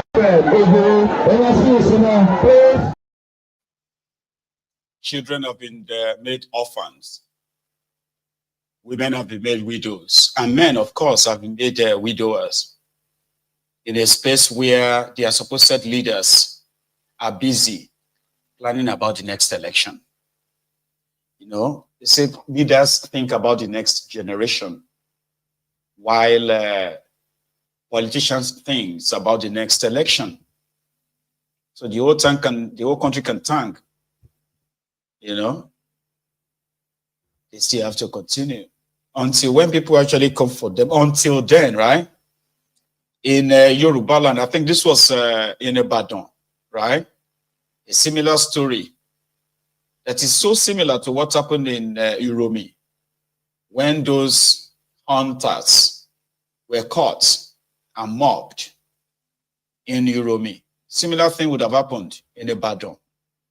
Of course, some intervention, right? They didn't let them mob them, but they actually said they escaped. These are supposed travelers that the people believed they are not just travelers. They are actually they are moving weapons, they are moving terrorists across the country, all those Dangote trailers. So this happened. Yeah. The Boko Haram, they are now in Oyo. Some of them were caught.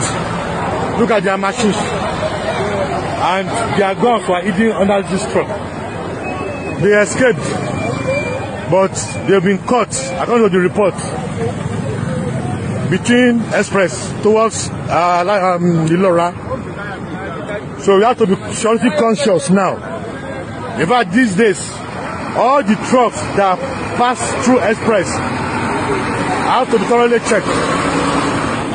They use it as hideouts, where most of their guns and other ammunition were being hid. Look at this one too.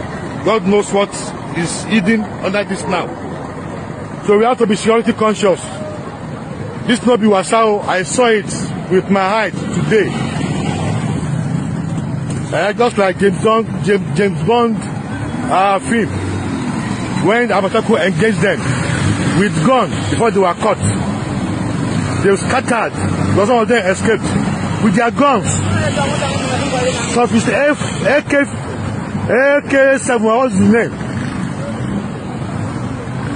So please, we should be security of ourselves. All these people that push Bola have to be cautioned, they have to be challenged. They are only there to survey this expressway between Ola Royal and Mobi Express in Oyo.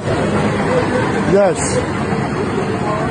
Before they were caught, look at their machine. They left with the cow.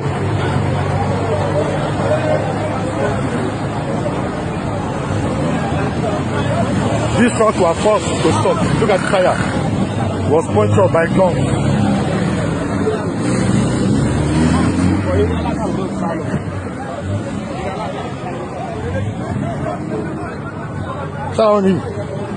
Hey.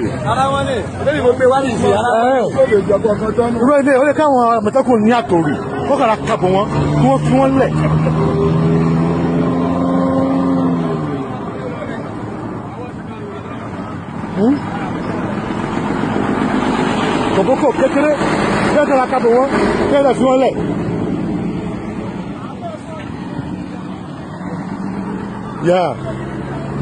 Be security conscious. Be security conscious. Oyo is not. That was somewhere around the Laura, in Oyo State.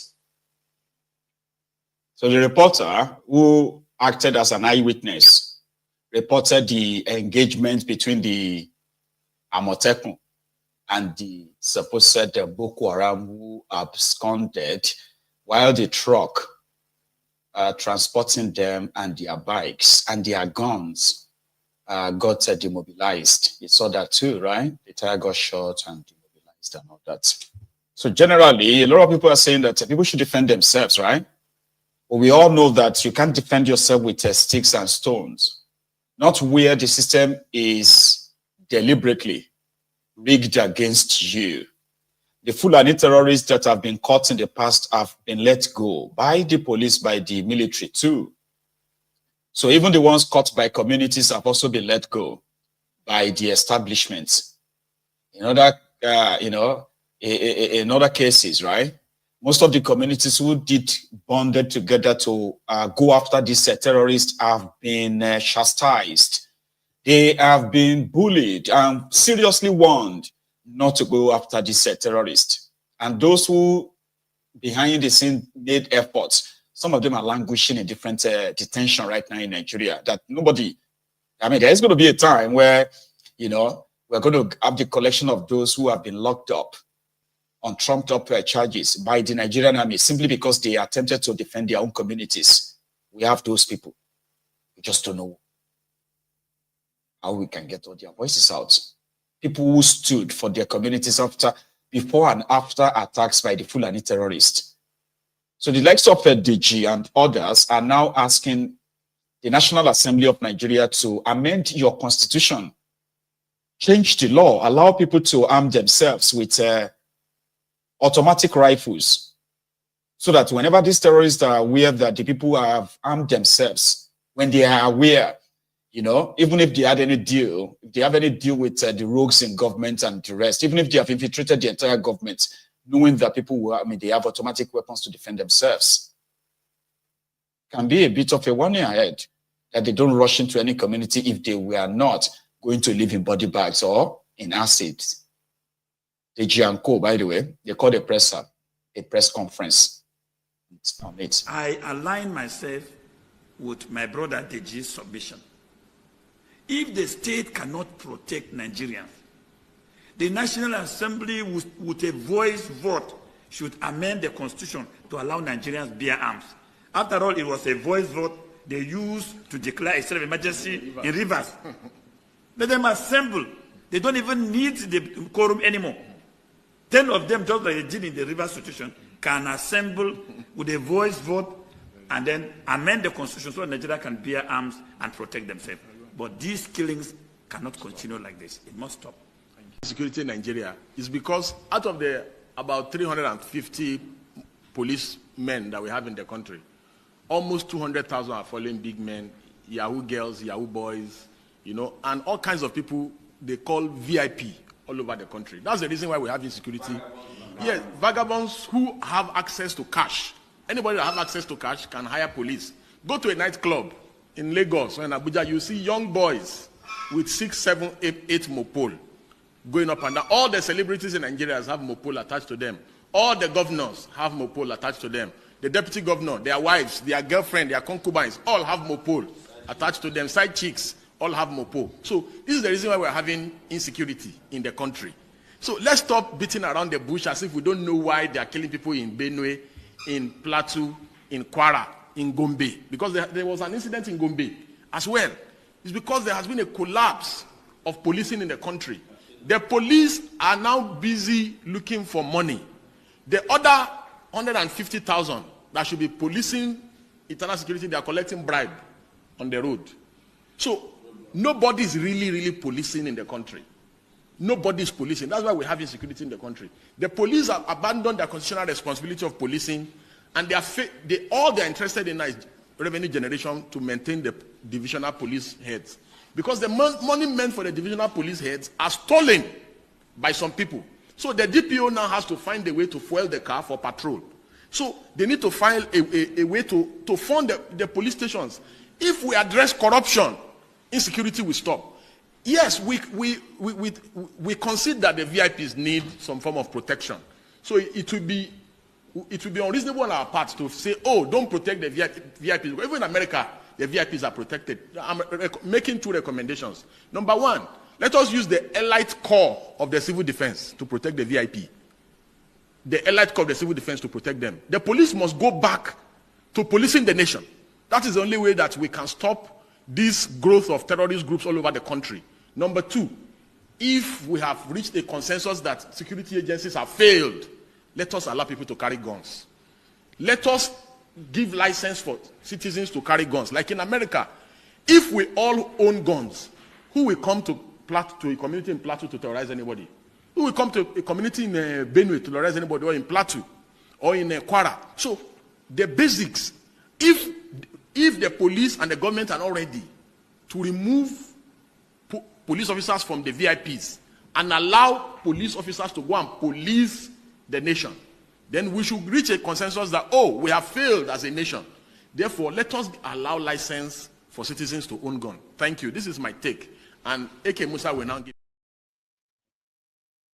And we hear you loud and clear. Unfortunately, the person that is the head of the National Assembly, his name is Godless Akpabiole. Now, Mr. Godless Akpabiole, right, was, I don't know if he's still there, by the way. He was at the Vatican just a few days ago, I think 2-3 days ago. Yeah, for the burial rites of Pope Francis. And a lot have been said about the Pope, the late Pope. His modesty, his humanity, his love, his this, his that. Pope Francis, as the head of the Catholic, right, means that before his death, when he was alive, he was the head of over 1.5 billion congregation of Catholics all over the world. And we are talking about hundreds of billions of dollars worth of assets under him. And then, you know, despite all of this, everyone that came across him or came in contact with him said he was so modest that they have to publish the room, right? His room, the modesty, his lifestyle, his this, his that, Abi. So that simply means that the likes of Akpabiole and co should be learning from Pope. I say, man, despite all this power, this wealth, this influence and all of that, man, this Alaye no even like, because he believes that, you know, when you die, you will go with nothing. That's what they should all learn from him. But when Akpabiole returned, or when Akpabiole was asked what was his message for Nigerians, Akpabiole said, Nigerians should not see poverty as a crime. Look at the Pope. I don't know any correlation. No, I can't see any correlation from what he said. Though. So maybe now my ears they pay me. You listen. To Nigerians. Well, if you it's not just a great event to the world, but I think it was an event that shook the world. When you look at the Catholic Church is not just a church. The Vatican is also regarded as a state. So you have the head of state that died and was buried today. You also have the pontiff that headed this flock all over the world, well over 1.5 billion in number. And you have a man who died as a man today, the Pope, who was worth only $100, showing that yes, we cannot worship God in splendor, and that the best way to worship God is to worship God through self-sacrifice for others. So the message is very clear that Nigerians should love one another, and that poverty is not a crime, and that poverty could sometimes be a virtue of God, and that whatever you have, you should be able to share with your brothers and sisters. And above all, in this period of that Easter just ended, we coincided with the Salah. You know, it's all about God. That yes, indeed, that love should transcend everything, because God so loved the world that He sent. So how about let's start with this. Akpabiole stole 117 billion naira when he was governor of Akwa Ibom State. So then he got arrested, like Okowa. Then Akpabiole, who I don't know if he's a Catholic, but I know he's a Christian. Abi, all of you will be Christian watching me right now. Sure, you go agree with me that let's start with what Akpabiole stole. If he learned a lesson from the late Pope, okay? So he stole 117 billion naira. When he was arrested, Akpabiole, after being governor, so he went to the Senate, okay? So when he was arrested, he was told to decamp to APC. This was under Bukwari. Akpabiole did that, and just like that, the entire case disappeared. Then Akpabiole got appointed as the minister for Niger Delta Ministry. Akpabiole stole over 4 trillion naira. You heard me right, 4 trillion naira in a space of 3 years. That it became so scandalous that they set up a Senate committee to investigate this. Right? There was a guy, Pandain or something. Is that Pandain or something? That was his name. I've been a Pandain. I don't know. I remember. But you remember the guy that painted when they asked him to defend all this money. A lady who also exposed Akpabiole of being a chronic, thief, as well as a ritualist, that was going to use her to cover his own ass. Remember that woman, right? Anyway, the whole entire investigation about the missing money in the Ministry of Niger Delta till tomorrow, no head, no tail. So Akpabiole has been rewarded with the Senate of Nigeria. Number 3 seats of power in Nigeria. So if he learned anything from this late Pope, is for somebody like him to now go back to Nigeria. Yeah? withdraw all of his wealth that he stole from you, the people's money is to, right? And then just give it back. You get what I mean? And just say, you know what, guys? Out of the 4 trillion naira I stole as a minister, only 2 trillion touched my hands. There are many other people who benefited. It wasn't just me. Just like the same way we're saying, ask your Shabbat. Now we gave him something too. We gave him something. We gave him something for your committee. It's okay. It's okay. Honorable Minister, off your mic. It's okay. Remember, that's the beginning of my song. It's okay. Off your mic. It's okay. Off your mic. Off your mic. You get that? So that was when Akpabiole moved from being a senator to being a minister, then being investigated for stealing over 4 trillion naira unaccounted for, to becoming the Senate President of Nigeria. But to Nigerians, poverty can be a virtue. That's what he said. Live moderately and share whatever you have with your brothers. What about what you stole from millions of people? That should be the lesson from Rome. In my own opinion, no. If I am wrong as a Christian, maybe you should tell me. So while we were still trying to understand Akpabiole going to the Vaticans, right? Something popped up on the social media.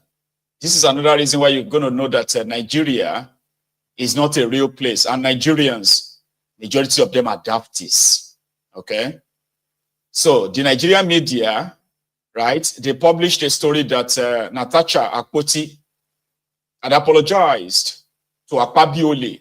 Apologized for what? They say, oh, she's posted the apology. Oh, my baby shock at the bami. So the shock me, want to bone me, right? Was when a lawyer was kind of like hosted it on AIT. They hosted a lawyer. And the lawyer said he's Natasha's lawyer. And he actually said this satirical apology, which is a joke, by the way, if you listen to the content, right? The lawyer said the apology is real. Natasha has apologized. So now they can continue the process of recalling now. Oh, I'll show you that. But here is the apology. Natasha wrote on Facebook, right? She said, from the desk of Senator Natasha Akpoti-Oduan, dear distinguished Senate President Godless Akpabiole, it's with the deepest sarcasm and utmost theatrical regret that I tender this apology for the grievous crime of possessing dignity and self-respect in your most exalted presence.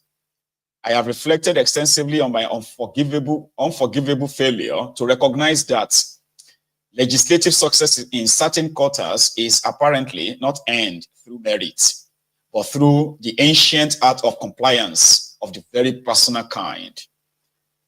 How remiss of me not to understand that my refusal to indulge your requests was not merely a personal choice, but a constitutional violation of the unwritten laws of certain men's entitlements. Truly, I must apologize for prioritizing competence over capitulation, vision over vanity, and the people's mandate over private dinners behind closed doors.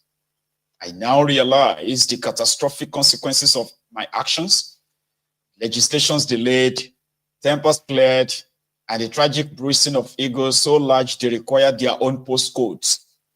For this disruption to the natural order of quid pro quo, I bow my head in fictional shame. Please find it in your magnanimous art, somewhere buried deep beneath layers of entitlement, to forgive this stubborn woman who mistakenly believed that her seat in the Senate was earned through elections, not erections. Erections, oh. I remain yours, eternal resistance. Senator Natasha Akpoti-Oduan, unafraid, unbought, and unbroken. Now that's Natasha's apology that the Nigerian media actually sees as an apology.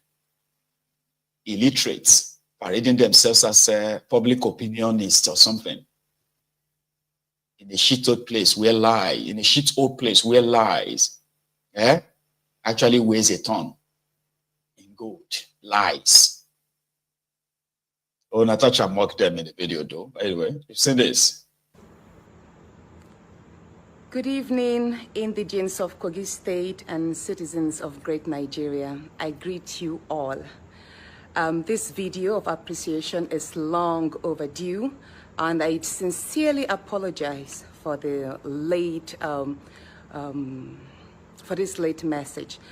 I have never for once taken for granted the love you have shown me all these years. Neither have I lost faith in our struggle for liberation, in making a greater Kogi State and a better Nigeria. And I'd like to pass a huge tons of love to my great locals from Kogi Central. You all were amazing throughout my... Anyway, as they are dealing with that, I don't know who this OPO is. They said it's Natasha's lawyer. Oh my. Listen to these exchanges between AIT presenters and this Natasha's lawyer over that sarcasm or so letter or apology of Natasha. Intentional, kind of like intentionally dumb. Because it's ordinary. That I tender this apology for the grievous crime of possessing dignity and self-respect in your most exalted presence. I have reflected extensively on my unforgivable failure to recognize that legislative success in certain quarters is apparently not earned through merit, but through the ancient art of compliance of the very personal kind. How remiss of me not to understand that my refusal to indulge your requests was not merely a personal choice, but a constitutional violation of the unwritten laws of certain men's entitlement. Truly, I must apologize for prioritizing competence over capitulation, vision over vanity, and the people's mandate over private dinners behind closed doors. I now realize the catastrophic consequences of my actions: legislation delayed, tempers flared, and the tragic bruising of egos so large they require their own postcodes. For this disruption to the natural order of quid pro quo, I bow my head in fictional shame. Please find it in your magnanimous heart, somewhere buried deep beneath layers of entitlement, to forgive this stubborn woman who mistakenly believed that her seat in the Senate was earned through elections, not erections. Victor Giwa, thank you for joining us this morning. Victor is lawyer to Senator Natasha Akpabio. Good morning. Yeah, good morning, Victor. First, thank you for joining us. We'd like to confirm the authenticity of this letter by your client. Although it's on our social media platforms, but we'd like to know was or where her account hacked, or this is directly from her. Yes, good morning. I can confirm because she wrote the letter yesterday. I can confirm that she authored the letter. Yes. Okay. All right. Now that you have confirmed that the letter was written by your client, what exactly would the backstory be here? Because if you're talking about an apology, which was what the Senate demanded when she was suspended, would you regard this as an apology that will be tenable before the Senate? Sorry, come again and make it a bit below. Okay, I said the Senate required her to tender an apology as part of the conditions for the removal of her suspension. Now, would you consider this something tenable before the Senate?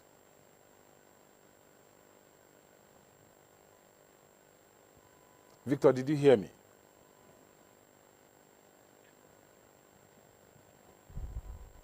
Is Victor still with us? Yes, I can hear you. Yes, I can hear you. Okay, go ahead. Yes. Okay, so like I said, Sorry, come again. Let me get the question, please. Yes, my question very simply. This letter is an apology, but like she wrote, with plenty of sarcasm and theatrics. I'm quoting from our very first paragraph there. Do you think this is the way to go? Do you think it will be acceptable to the Senate as an apology, since she's required to apologize to the Senate before a suspension will be revoked? Okay, yeah, thank you. I think it's an apology. Everybody and the Senate expected her to make an apology, and that apology she has made. I don't think that there was no condition. There was no condition attached to the apology as requested by the Senate, and I think that having written that apology, it will be in the interest of peace and reconciliation to accept the apology. Because, like I said, the apology was, there was no condition attached to the apology.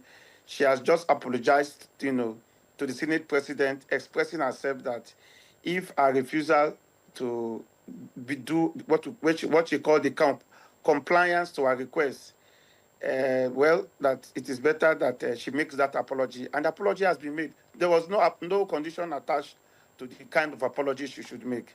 And I believe that the Senate should accept that apology wholeheartedly and recall her so that we can be done with this issue of suspension. So for some people, some of the reactions under the comments will be that, oh, because you've been off our faces for some weeks and even days, that's why you brought this back to be in the news again. Do you see it like that? Because the argument would then be that you are not talking to kids. You by yourself said you are doing sarcasm. How are you doing sarcasm with a body as the Senate of a country? Well, well, it depends on whoever is. The letter actually is meant for the Senate and directed to the Senate president. Apart from the Senate president, nobody should also be concerned about the nature of what is written in the letter. Whether people feel that she's out of the news and she's trying to bring herself back to the news is immaterial.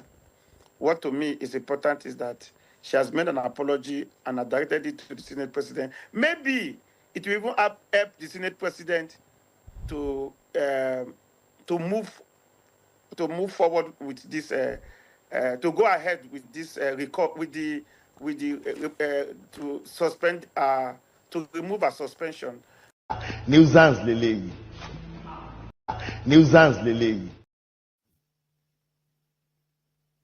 That one a lawyer. If not because they kept saying that he's Natasha lawyer, I would actually believe that he's like an officer that possibly went to change his costume. That too won't be right, because we know how an officer look right now. How can you call that a letter of apology for? Come on, man. She's been sarcastic, right? And the content of that letter itself is not an official letter. And the lawyer says, oh, we wrote the letter yesterday, except maybe he didn't even know the letter they are talking about. The guy even read the content to him and he said, yes, lawyer Kogi lele ma jejare. Kogi lawyer any. Some of them actually, apologies to some of you are like from Kogi and you are lawyers. You do know what I'm talking about, right? We have so many of them around there. Yeah, Bello, by the way. Kogi lawyers.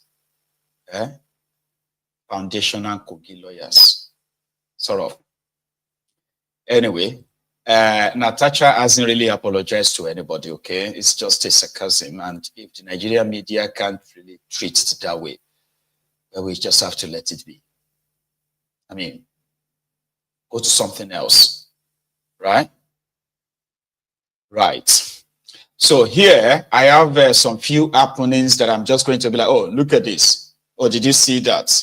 Okay, you know what I mean? Like, for For example, a young man who has raised an SOS, save our soul, kind of like save my soul SMS, save my soul. Oh.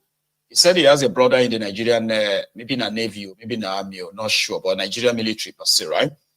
And somehow they had a disagreement. This brother returned back home with gun, and he shot his brother. And since then, he's been bedridden since then. And this young man from Anambra State is now asking for justice. Now, this is not politics. It is personal.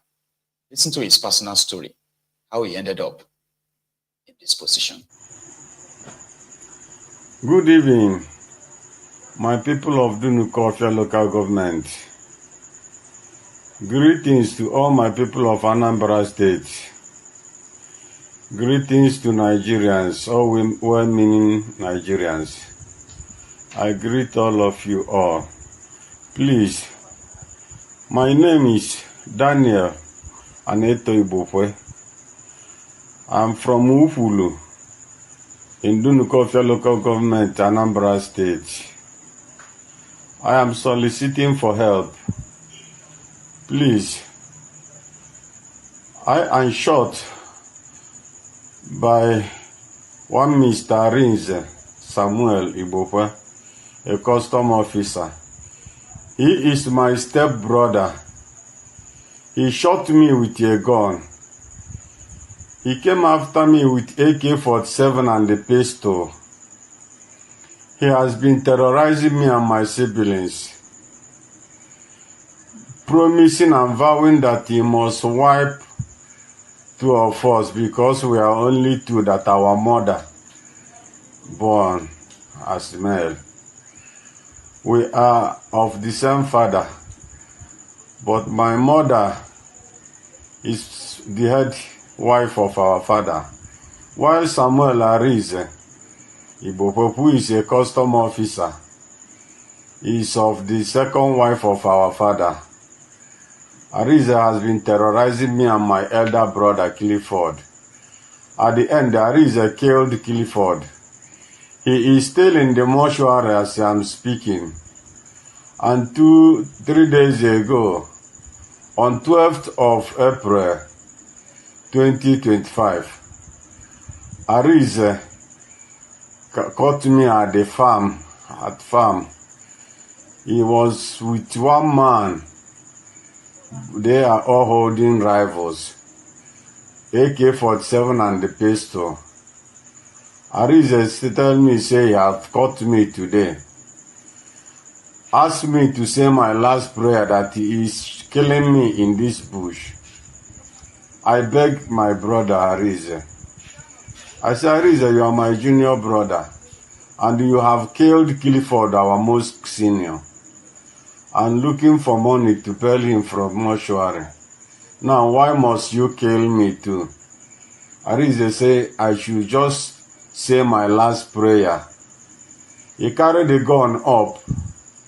He shoot the gun up. While as he was shooting it, I picked to my race. I start running, but then he start firing me. I was falling down and running, calling my God. When he saw a lot of blood, he thought I have finally killed me. As I'm telling you, Arize never know that I'm still alive. So they entered their vehicle. They carry custom motor vehicle, came that place. I snapped it. I will post everything here. He ran away. So my people already have called the police. And the police came swiftly and they caught him, arrested him. They arrested him and arrested the man that is with him. And they arrested the vehicle too. Took all of them to police station. And they took me to hospital, where I am now. What I am now trying to tell all of you is that this Samuel Arize Ibofwe, who shot me as I am now, our king, the King of Ufulu, His Royal Highness, Igwe Peter Oyanwa, the only thing he could do in this matter is to influence Ateze to call the police people to release Arize with immediate effect. And as I'm telling you, they have released Arize, Samuel Igbo, who shot me, and they send him back to his work, release his vehicle, release the AK-47 and everything back to him. Nobody have called and know the hospital where I did. I am dying here now. No money to pay for doctor to continue treatment. Look at my leg. They broke all my leg. Look at things coming out of my leg. Pain is too much. Please,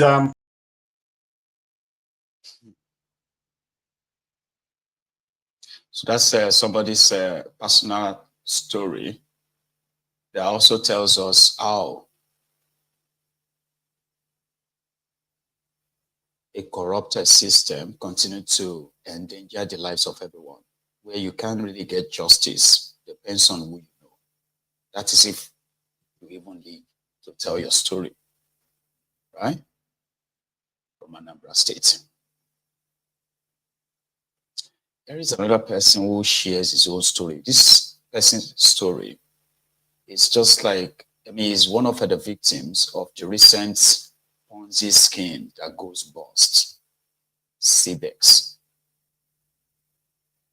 And this person who is sharing his story with Jimmy Dizu in Lagos believed that, like others too, when the scam was going on, they actually felt like they were safe because they had some of the certification that shows that the EFCC was aware of what these guys were doing.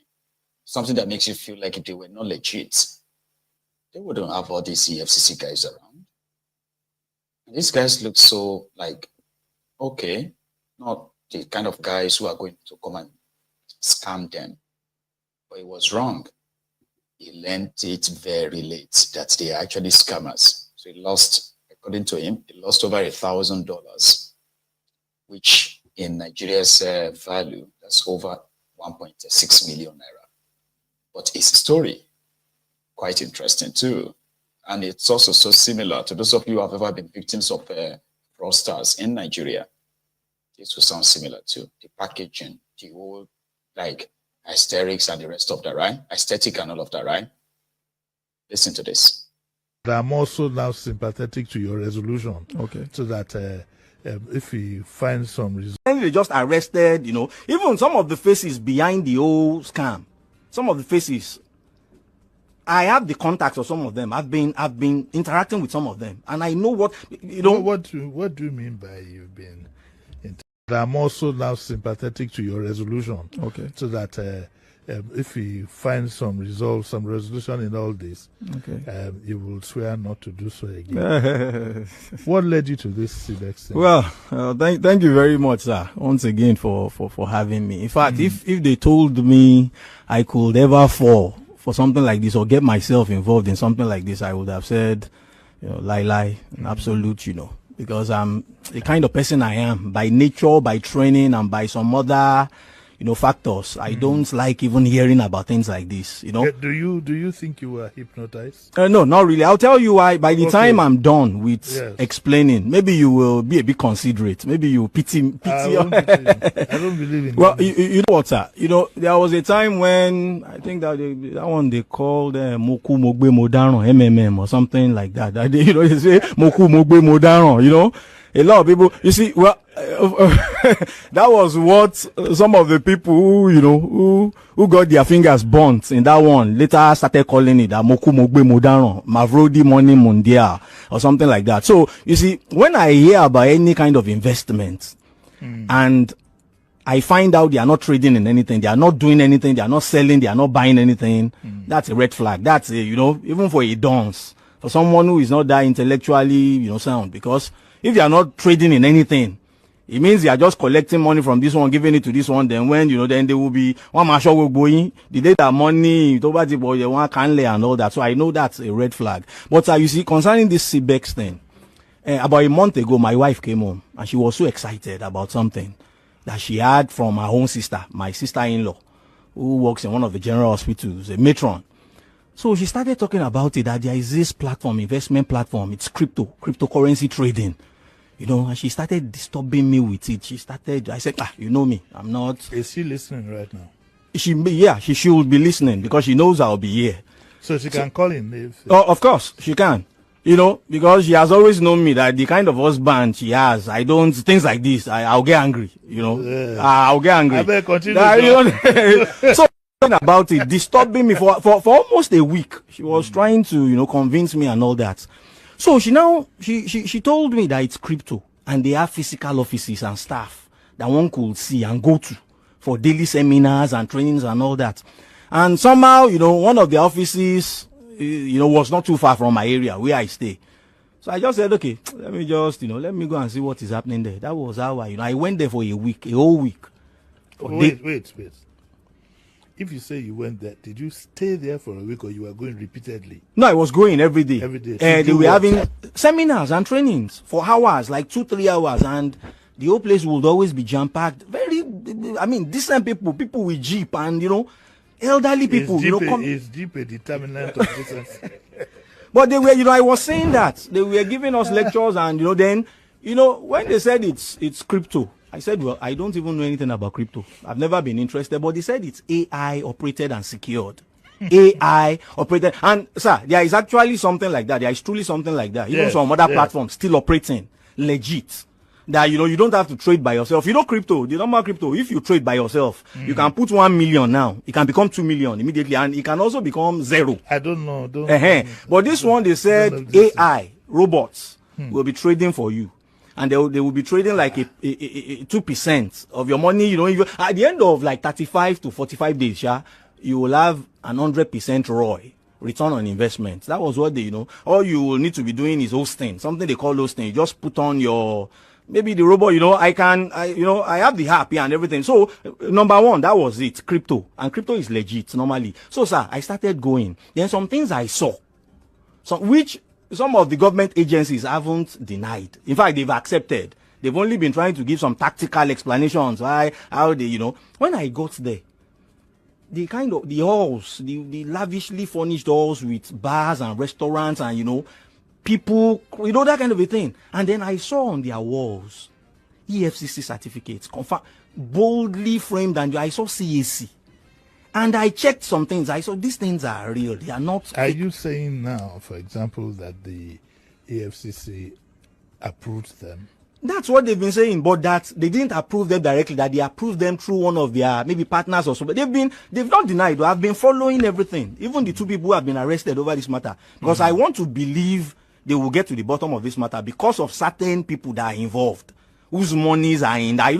I'm just scared that, well, this is Nigeria. I hope it won't be a matter of, or a case of Olegbe at the end of the day. But they will get to the bottom of this matter, I'm sure. Who are they now? The EFCC, they are on it with Interpol. They are on it. And nuisance lele. That energy, where then sell the scam to him, it's still the same tone. If you listen to him very well, it's still the same tone he's still using. He's agreed that they've scammed him. But the fact that they will punish the scammers, the confidence at which he's saying it, you can tell that before that CBEX crashed, he's probably a super agent. Somebody that when he talks to you, convinces you, I say, okay. All right, okay. Yima, if you say it's good, I agree. Oh yeah, take my 10,000 pounds. So I go lie for you. I go lie for you. Give me the 10,000. That kind of person that is so, that's what I say in him. He's still a stupid person who actually believes that those guys that they have arrested now, right? They represent the real brain behind the entire fraud. When the real brain behind the fraud is chilling somewhere right? Either in America or is chilling somewhere in Europe or somewhere on the Caribbean enjoying the money. These are just the hired agents in Nigeria, the ones who are the first, like the front. They use them as front. They give them good peanut butter, good money, give them cars, make them executives. And those ones with the parade. And the guy is passionately saying, the Interpol, the police, the one arrested, they will get to the bottom of it. Because as a typical Nigerian, he's telling himself that other billionaires, politicians, this, that, they all lost their money and they want their money back. Typical, right? The other part of the story. I'm also now sympathetic to your resolution. Okay. So that if we find some resolution in all this, okay, you will swear not to do so again. What led you to this next thing? Well, thank you very much, sir. And they just arrested, even some of the faces behind the whole scam.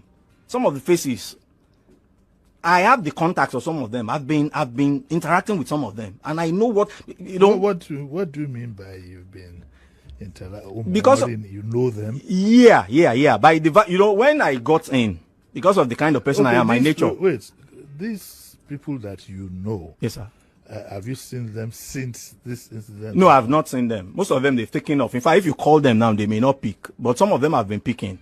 There is somebody did, a very popular journalist, investigative journalist, did something, and some of the faces he has brought out. I don't know if I can mention names. They No. They are, Calm down. So, sir. Calm down. So we need to be careful, and I'd advise you to do so, to be a bit more careful. Okay, sir. Now let me guide you through this. How much did you lose? Well, I lost $1,060. $1,060. That's almost about. It's like what's the current rate? A little above 1.6 million. 6 million. Yeah. Okay. You should be thanking God for that. It could be more than compared that. to what some other. So all your family houses are still intact. Family papers, what's the problem? Yeah, no, I have no. I can imagine your brother laughing in his office. Yeah, it's no house. When the family house is called. So what did you have to do exactly? What did you buy? What did you pay for? Well, it's you want to trade in crypto, so there is a way you pay, and then the naira, because you can't do it with naira. Okay. There is a way you pay into your wallet. They call it wallet. Yes. If I only can show you the app, there is a way it works. So it's converted through Bybit or Binance, whichever of the exchange. They all have their apps are here. You download the apps after registering. There are certain things you do, Google authentication and some. So you every time you want to deposit money, you do it in naira, but there is a way it's converted into dollars. Then the dollar goes into your CBEX account, and that's what you trade with. So the robots, the AI, they trade 2% of that your investment every day. So in other words, if you come in with $1,000 now, it means you'll be getting $20 every day. They'll be trading 2%. But doesn't that sound a bit out of this world? Sir, they are doing like I said, other platforms are doing it. It's legit. Is it that confirmed? It's AI. No, sir. That's why I fail, sir. You see, that's why. So, sir, let me even say something. Sir, you see on that platform, that CBEX platform, as at that time, even if you didn't want to follow their own AI arrangement, you could trade by yourself. Okay, when you trade by yourself, do you get returns immediately? That's what I'm saying. When you trade by yourself, you are on your own. You see, when you trade by yourself, when you trade by yourself, you don't have to wait. You don't even have to wait for a month to get 100%. Did you get any money back? I came in with $500. Oh, but my money had grown. That's why most people who are saying they lost $10,000 say it's not that they came in with that $10,000. Okay, so your problem is now to convert that $1,000 to cash. When the time comes, because you will have to wait for at least 35 days before you can make a withdrawal. Have you done 35 days? I have not. Yeah, I'm one of the very unlucky ones. What is your panic? 35 days is not here now. But the thing crashed. Well, I want to believe you were just giving, that kind of a thing. So, answer. Let me just quickly say this. You know that some people, these CBECs, they are so daring, they are so heartless. They are still asking people to even bring more money, even as for them to recoup back the, they are saying if you have more than $1,000, just bring $200. They will do some verifications, and if you have below 1,000, bring 100. And some people are actually, because they are desperate to get back the large distance, they are paying. As a person, now tell us the truth now.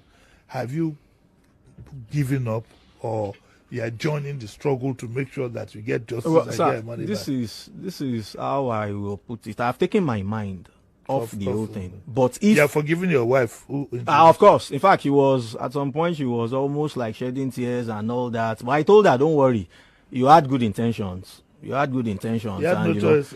But you don't, So she felt so bad. She was beating herself, and she was becoming depressed and all that.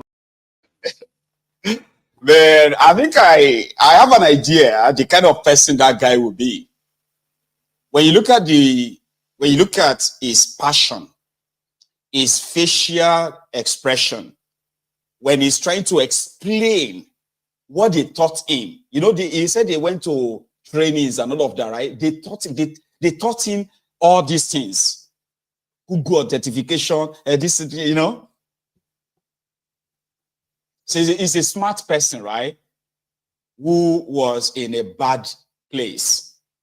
He needed quick money to escape Tinubu's shege. In the process, he happened to be the last comers, right? Before the bubble burst. And he lost $500. Do you see the way he's saying he lost 1,060? Because he put $530 in. He's expecting $1,060. So right now, everywhere he goes, and he's been planning on the $1,060. He's had millions of plans. It was like the time, I think it was before I went to America, right? So I received an email, right? And the email was that, Mr. Badero, are you still interested in that your loan? So a few months back, right, I got an email that says, so if you are interested in £5,000 loan, we will give it to you for this social rate. Apply. They sent me that email. I ignored it. So they sent me again, sometimes in February. And it was like I was going to America every money. Baba, na fair game. Sure, you get every credit card, every money, or anybody will play with money with me that time. Na fair game. So I now applied that, okay, give me $5,000. So I'll have some money. Between the time that I submitted the application for £5,000, this free loan, and the time they said they responded later about my application, I'm attending like 1 million plans.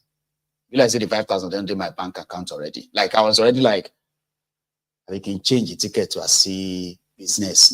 Like if I get that money, all I'm going to add is just £1,800. I will just upgrade us to business class so that we can. When I get to America, I'll try and first change. I will try and withdraw like maybe $400 cash. I'll put them inside my. I was already planning. See that my credit card that I have already spent about 4,000 in it. I can't fit 2,000 CN. I'll just add 2,000, so then we'll go back up. So those other credit cards with 1,512. I'll just put like 500. But the money not in my pocket too. I don't get like 1 million plans. 24 hours later, oh sorry, Mr. Badero, we cannot offer you that loan because of some. We are very sorry, but next time, okay. We'll try it again. Baba, when I hear you that you will never make it in Jesus' name. God, that will plan. So I had to go back to the default plan. Like we're going to America anyway. So Shebi Otimo, use what you have. That's exactly what it was like for that guy. You see that seriousness, that smartness, that explanation, and the rest of that. Pain in here. You say, pain, is that you? Pain, is that you? But God bless his soul, right? I mean, what's man go do? They are easy targets. The easy target for these Ponzi schemers, they are the people from the poorest country who kind of feel like they are not getting enough or getting enough reward for their hard work. The amount of work they do, they can't really show much for it. Do you get that now? So because of that, anything that could make it easier, they wouldn't mind. That makes them easy prey. Yeah. I like 530 pounds, see because someone lose 1,060 pounds. But not be 1,060 pounds you lose 530 pounds. But the reason why he will continue to tell everybody that cares to listen that he lost 1,060 pounds is because he had plans for that 1,060 $60 rather. He had plans. Or CBEX had other plans. You know, Kolo Mamuwa. Inside the bank, this one happened.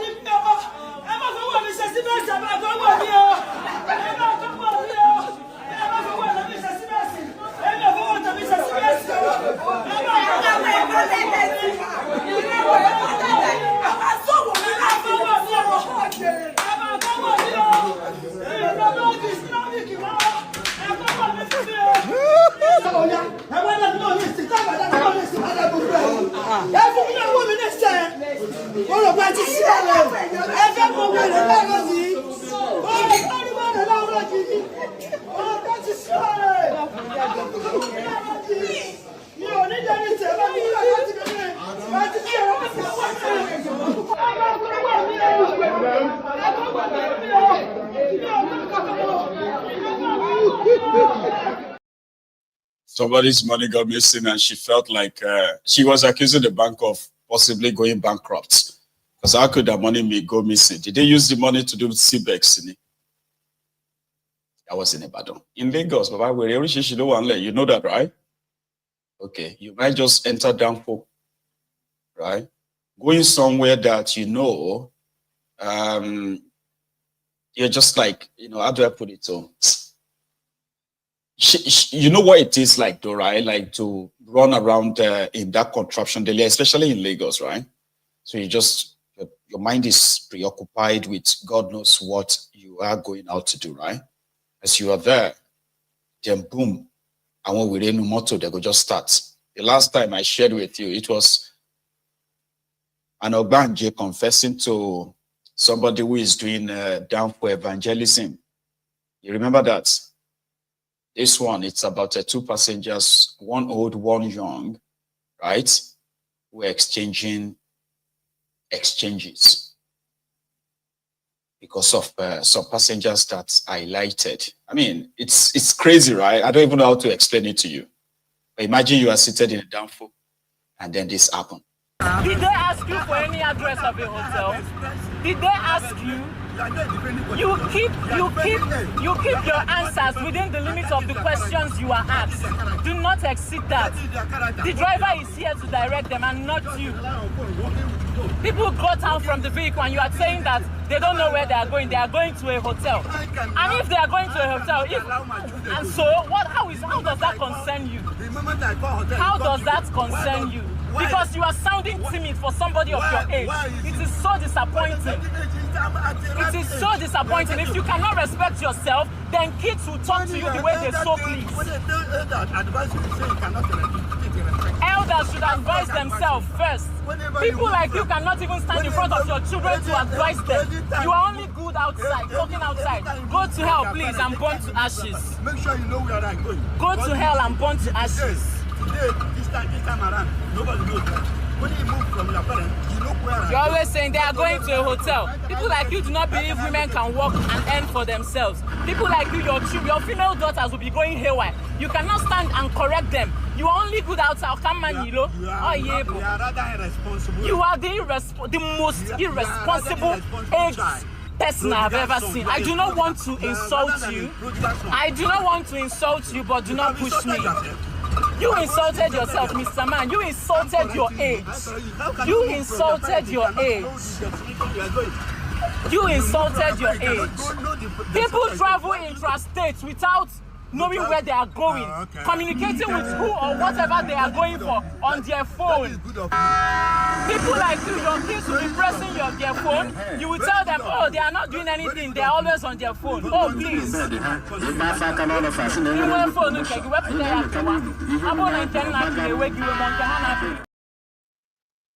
Wahala not too much. She wahala not too much. Everywhere you turn to, wahala. I don't know how to describe that too, but it, they happen. Except if you are not a regular public transport user, right? So it happens. And also, somebody made a video, and it's the video of the modernized train flying Port Harcourt and Aba in Abia State. But guess what? Some believe that if you are probably a good athlete, athlete, right?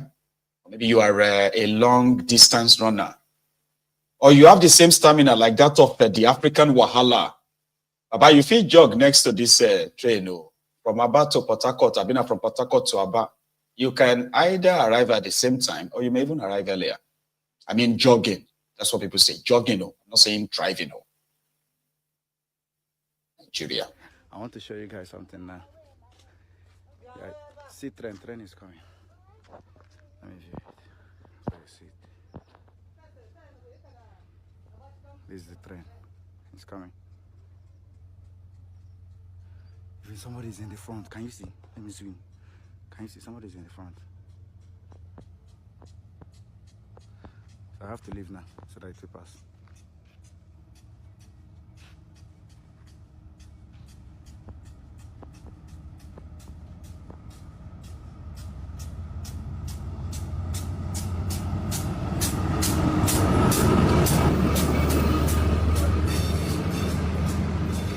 This place are the VIP. This one now local. People will not to get money. Yeah. You see, you got another place where we say Omo. Now for people where we say they don't even get money. This side now, Omo now for free. Now for free all these ones, they don't pay. They don't pay 1 naira. You can see. It's very long. Wow. This one now is road to Port Harcourt. Damn. Because this train now is coming from Port Harcourt. This side is Aba. It's going to Aba. It's very close. Aba is somewhere. It's down. Thank you. Do you understand? This is 2025. And that is the modernized train system by the ruiners of Nigeria. The rogues. Remember that guy that said that they are going to, one of the Arewa leaders, Arewa leaders, one of them, right? The guy that got appointed or given appointment by Tinubu to work in the office of a shitty man. I can't remember his name, but you get to see him now, right? So just a few days ago, he was with some people that called themselves the Northern Elders Forum. Excuse me. Northern Elders Forum, where he said Tinubu has failed, right? And that for 2027, they will tell soon, they said the North will tell the whole world which direction they are headed. And he's also the guy who said that if Tinubu try to rig the 2027 elections, right, Nigeria will break up. Yeah, the same guy was on Arise earlier today, talking about what he saw when he was working in the office of the Vice President of Nigeria, when he was working with a shitty man. He said he was like, whatever you are reading out there, by the way, that they are doing this, they are doing that, they're just lying to you. Oh, God, listen to him. On paper, it was a great job. I mean, it was a huge responsibility to be the political advisor to a president in the office of the vice president was an enormously important job on paper, but it depends on if it's actually actualized in real life. It wasn't. It was very frustrating. Are you saying that they were not listening to you, or there was never any opportunity to actually exercise the role that you were put there to play?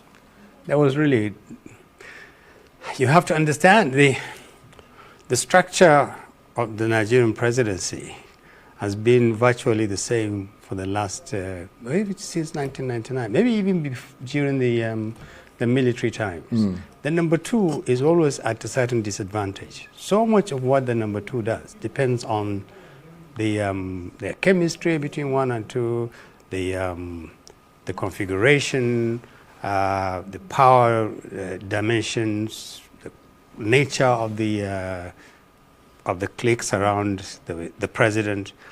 So much depends on what the number one does.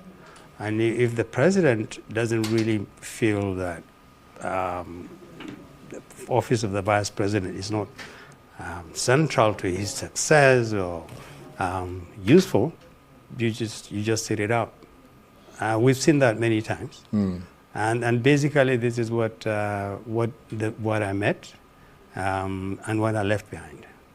There wasn't much to do. I wasn't used to sitting idle, and there was a lot to be done. If I had been involved, I could have offered my humble advice or opinion, but I wasn't. And I couldn't just be collecting salaries and just sit down. Well, it would have been easier if it was just about me. Am I busy? Am I lazy? Am I just going there to the villa to feel good? I have a nice title. I'm an advisor to the president. If it was all about me, quite possibly I would have stayed longer. But I felt I could have been a lot more useful to the country and to the administration. I believed also, I don't like for this thing to sound boastful, I believe I had something to offer. Indeed. Which was the reason why they asked me to go there. Not to sit idle and to watch a lot of things going wrong. And you don't have an opportunity to fix them. You don't have an opportunity to engage the president, who has all the powers to be engaged. You don't have any channel. I saw the vice president virtually every working day. We talked, we discussed the country. But Nigeria requires a lot more than talking with the vice president. But did you have an opportunity to meet the president? No, I didn't. For your entire time there? No, I think I met him, I saw him 3 times in the mosque in the villa. And From a we distance. sort of shook hands. Right. Shake. There's a mosque in the villa, so Right. you would see. But I never had a chance to sit down with President Tinubu. And why do you think that was the case? I honestly don't know. I think I think part of the problem is that you never really had time for people like us. People like you? I mean, you were a special advisor. Yeah. I'm not sure he had time for a lot of the people working for him. You quoted a part of the letter that I wrote to him. I used the language very carefully. Said it was insular, isolated. That's not a lazy, the words you use casually. The president really is genuinely isolated. Whether it's by choice or by circumstances we don't understand, the bottom line is he ought to be available to a lot more of the people that he has trusted, either to run ministries or departments or to advise him. And he isn't. And that's a problem for the country, not so much for him. But it's a lot, because the president of Nigeria is a hugely powerful person. On paper, he was a great... Mr. President, Bola Tinubu, gbogbo wa ló bọ̀ tún fún yín o. A rò pé ẹ máa wá assist wa ni. Ibi power o. Ṣé bí ẹ rí mi nísìn, ẹrù tí mo bẹ́ dé náà ẹsẹ̀ ni mo fi lè. Ọkọ̀ yẹ kó rí bẹ́ẹ̀ o. Owó tí mo mú dájú kò lè tó mi. Dé ibi tí mò ń lọ, ìyẹn ni mo fẹ́ ṣẹ̀ sí. Nísìn, lọ dé ibi báyìí. Ẹ jọ̀ọ́ ẹ ṣàánú mẹ̀kúnnù o. Mẹ̀kúnnù ló jáde ní ọjọ́ yẹn tó vóòtù fún yín. Ẹ̀mí tó ń sọ̀rọ̀ yìí, mo vóòtù sí yín kó lè dáa fún yín. A sì vóòtù yín. Ibi power. Mr. President. It is smoke Igbo. It is taking down. That's right. So, Baba Ahmed, that is a brother who is also a member of the Northern Elders Forum. Tinubu has appointed hundreds of special advisors, personal advisors, and thousands of other advisors, this advisor, that it doesn't even meet them. That's why I play you that video. Like they give you letter, your advisor to the president, your advisor, but you don't even see him. Like he doesn't even need your advice. He doesn't need you. Just job for the boys. And that's something that a lot believe that, or should I say, that's what the Obidients believe, that Obi won't be like. I have here for you, just for those of you who might be too lazy enough to actually go fact check whatever this Sanwoiku and the APC Akpabio says about this guy. He didn't build school. He didn't build any road. He did not do anything for 8 years. And you are helping them to repeat and spread that. Because maybe that's actually what you want it to be like, right? Here's some clip for you. Before we go this evening, we're almost done. It's almost time. But if you have to leave, like the broadcast, by the way. So you, the Obidient, I don't know if some of you actually see this. This was Peter Obi's time when he was the governor of Anambra State. At least this is video. Essentially, he has restored relative peace to the state, creating an enabling environment for inflow of investments and new industries. Fact, he has constructed and rehabilitated over 900 kilometers of roads, giving Anambra perhaps the best rural network of roads in Nigeria. Fact, he has opened up communities with the construction of 28 bridges that have enhanced economic activity across the state. Fact, he has revamped the health sector with the construction of the Anambra State University Teaching Hospital and giving grants to missionary health institutions to enhance service delivery. Now, these institutions have gained accreditation. Fact, he returns schools to the missionaries and still funds them, which has influenced the rise in the standard of education in the state. Fact, he was the first to build 2 mini stadia in the state. Fact, he has built the first state secretariat since the creation of the state. Fact, he has helped light up Anambra as it were by distributing over 1,000 transformers throughout the state. Fact, he has cleared the arrears of pensions and gratuities owed by the state since 1996. Fact, he is building 2 major hotels and resource centers at Onitsha and Agulu. And the man is not yet finished. Let's see how he has tried to foster robust communication and ease economic activity among Anambarians by a system of road networks judged to be a regional best in Africa. Anambra State, one of the states south of the Sahara that is committed to achieving roads seen in the state. By the government, like this road, you will sign a bond with the government that you have to maintain this road. If it is a stone-based road, you have to maintain it for 7 years. But if it is a lateritic road, base road, you maintain it for 5 years. So the maintenance of this road will be done by the contract for the next 5 years. So if you like, you cheat yourself. If you cheat yourself, you continue working on the road for the next 5 years. So if you do a good job, you go once and for all. They say health is wealth. How true. The maxim health is wealth holds true in Anambra State, as people need qualitative healthcare delivery to enjoy the developmental strides and projects being embarked upon by the state. In this wise, the Obi administration has converted the Anaku General Hospital into what is now the Anambra State University Teaching Hospital.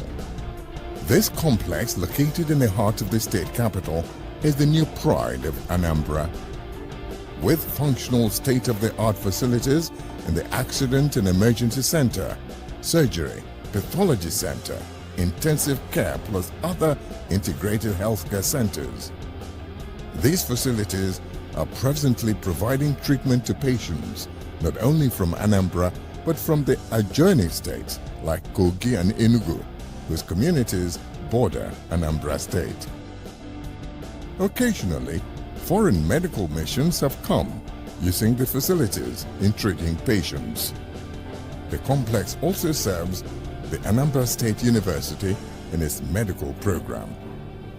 This place offers various forms of treatment for most orthopedic problems. We have 3 orthopedic surgeons.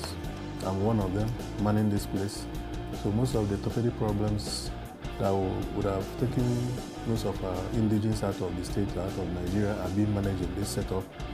We also have other specialties in surgeries. We have 2 general Development to the grassroots by providing infrastructures of strength for local government and upgrading of existing facilities.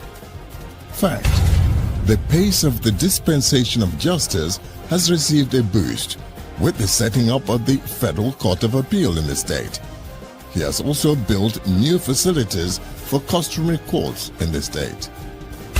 Fact: he has provided hundreds of buses to all schools in the state to help their much-needed mobility. And he still funds schools that are under control of the dioceses of Imo State but are situated in Anambra. Fact: he is partnering with private concerns in establishing mega shopping malls in Awka and Onitsha, with another one to be sited in Nnewi. Fact: he is boosting tourism with the construction of 2 5-star hotels in Onitsha and Agulu. Fact: Governor Obi has tackled and remedied the menace of soil erosion in Akulobia, Agulu, and some other erosion-ravaged communities in Anambra State. This is the man.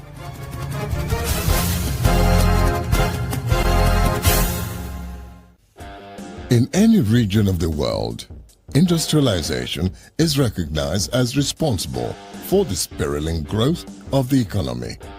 It therefore means that the collaborating focus of the managers of the economy, both government and private sector, would be on driving the critical planks that will establish a solid industrial base in the region.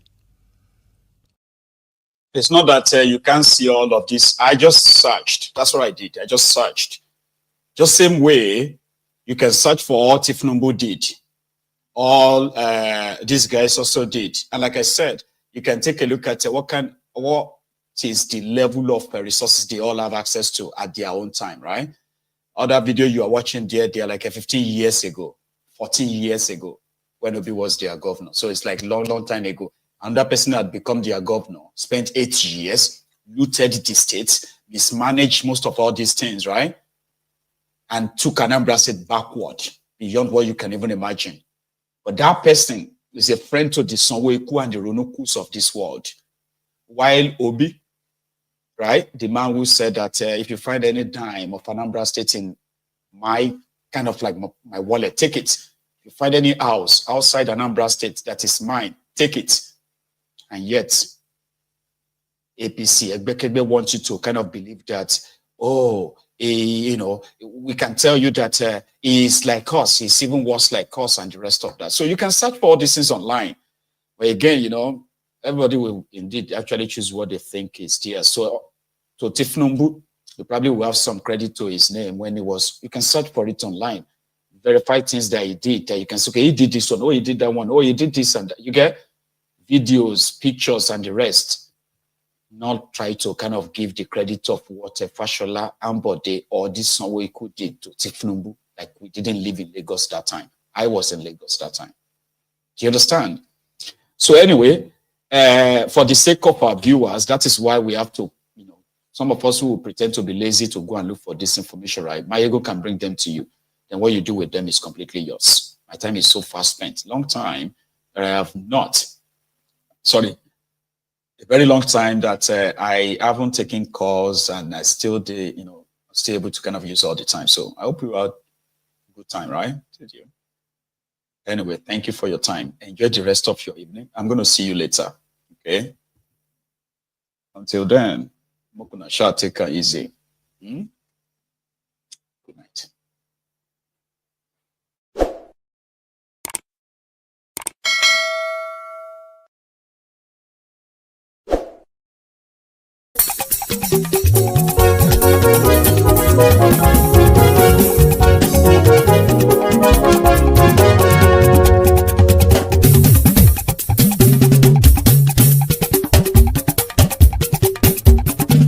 Mayegun làwa mọ̀ làmọ̀ tó dòdòdò. Mayegun dayari Mayebi number one. Mayegun làwa mọ̀ làmọ̀ tó dòdòdò. Mayegun dayari Mayebi number one. Mayegun ti dé o ọ̀rẹ́ ara ìlú. Mayegun dayari Mayebi number one. Lórí Facebook lórí YouTube. Mayegun dayari Mayebi number one. Gbogbo bó ṣe ń lọ ni Mayegun já wa sí. Mayegun dayari Mayebi number one. Àṣírí ọ̀jẹ̀lú kì í bò níbẹ̀ o. Mayegun dayari Mayebi number one. Bó bá ṣe eré àní Mayegun máa wí. Mayegun dayari Mayebi number one. Ó sì tún ṣe eré wàá gbọ́ níbẹ̀ o. Mayegun dayari Mayebi number one. Mayegun dayari politico. Mayegun dayari Mayebi number one. Godfatherism kò sí lọ́rọ̀ Mayegun. Mayegun dayari Mayebi number one. Ẹ farabalẹ̀ sẹ́ o kẹgọ́rọ̀ lẹ́nu o. Mayegun dayari Mayebi number one. Àní Mayegun làwa mọ̀ tó dòdòdò. Mayegun dayari Mayebi number one.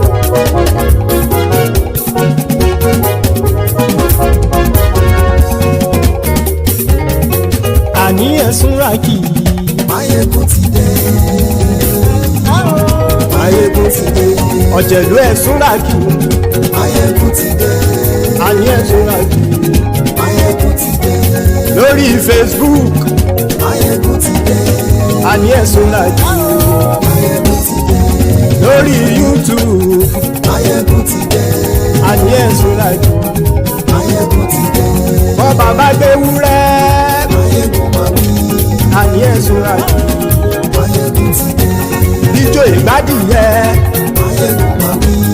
Àní ẹ̀sùn ràkì. Mayegun ti dé. Pẹ̀sìdó bá rúfin o. Mayegun máa wí. Àní ẹ̀sùn ràkì. Mayegun ti dé. Kí gómìnà kówó jẹ. Mayegun máa wí. Àní ẹ̀sùn ràkì. Mayegun ti dé. Ọlọ́pàá ti ń darí bá. Mayegun máa wí. Àní ẹ̀sùn ràkì. Mayegun ti dé. Aṣòfin tí ń rúfin o. Mayegun máa wí. Àní ẹ̀sùn ràkì. Mayegun ti dé. Òpùrọ́ olóṣèlú. Mayegun máa wí. Àní ẹ̀sùn ràkì. Mayegun ti dé. Ọ̀jẹ̀lú ẹ̀sùn ràkì. Mayegun ti dé. Àní ẹ̀sùn ràkì. Mayegun ti dé.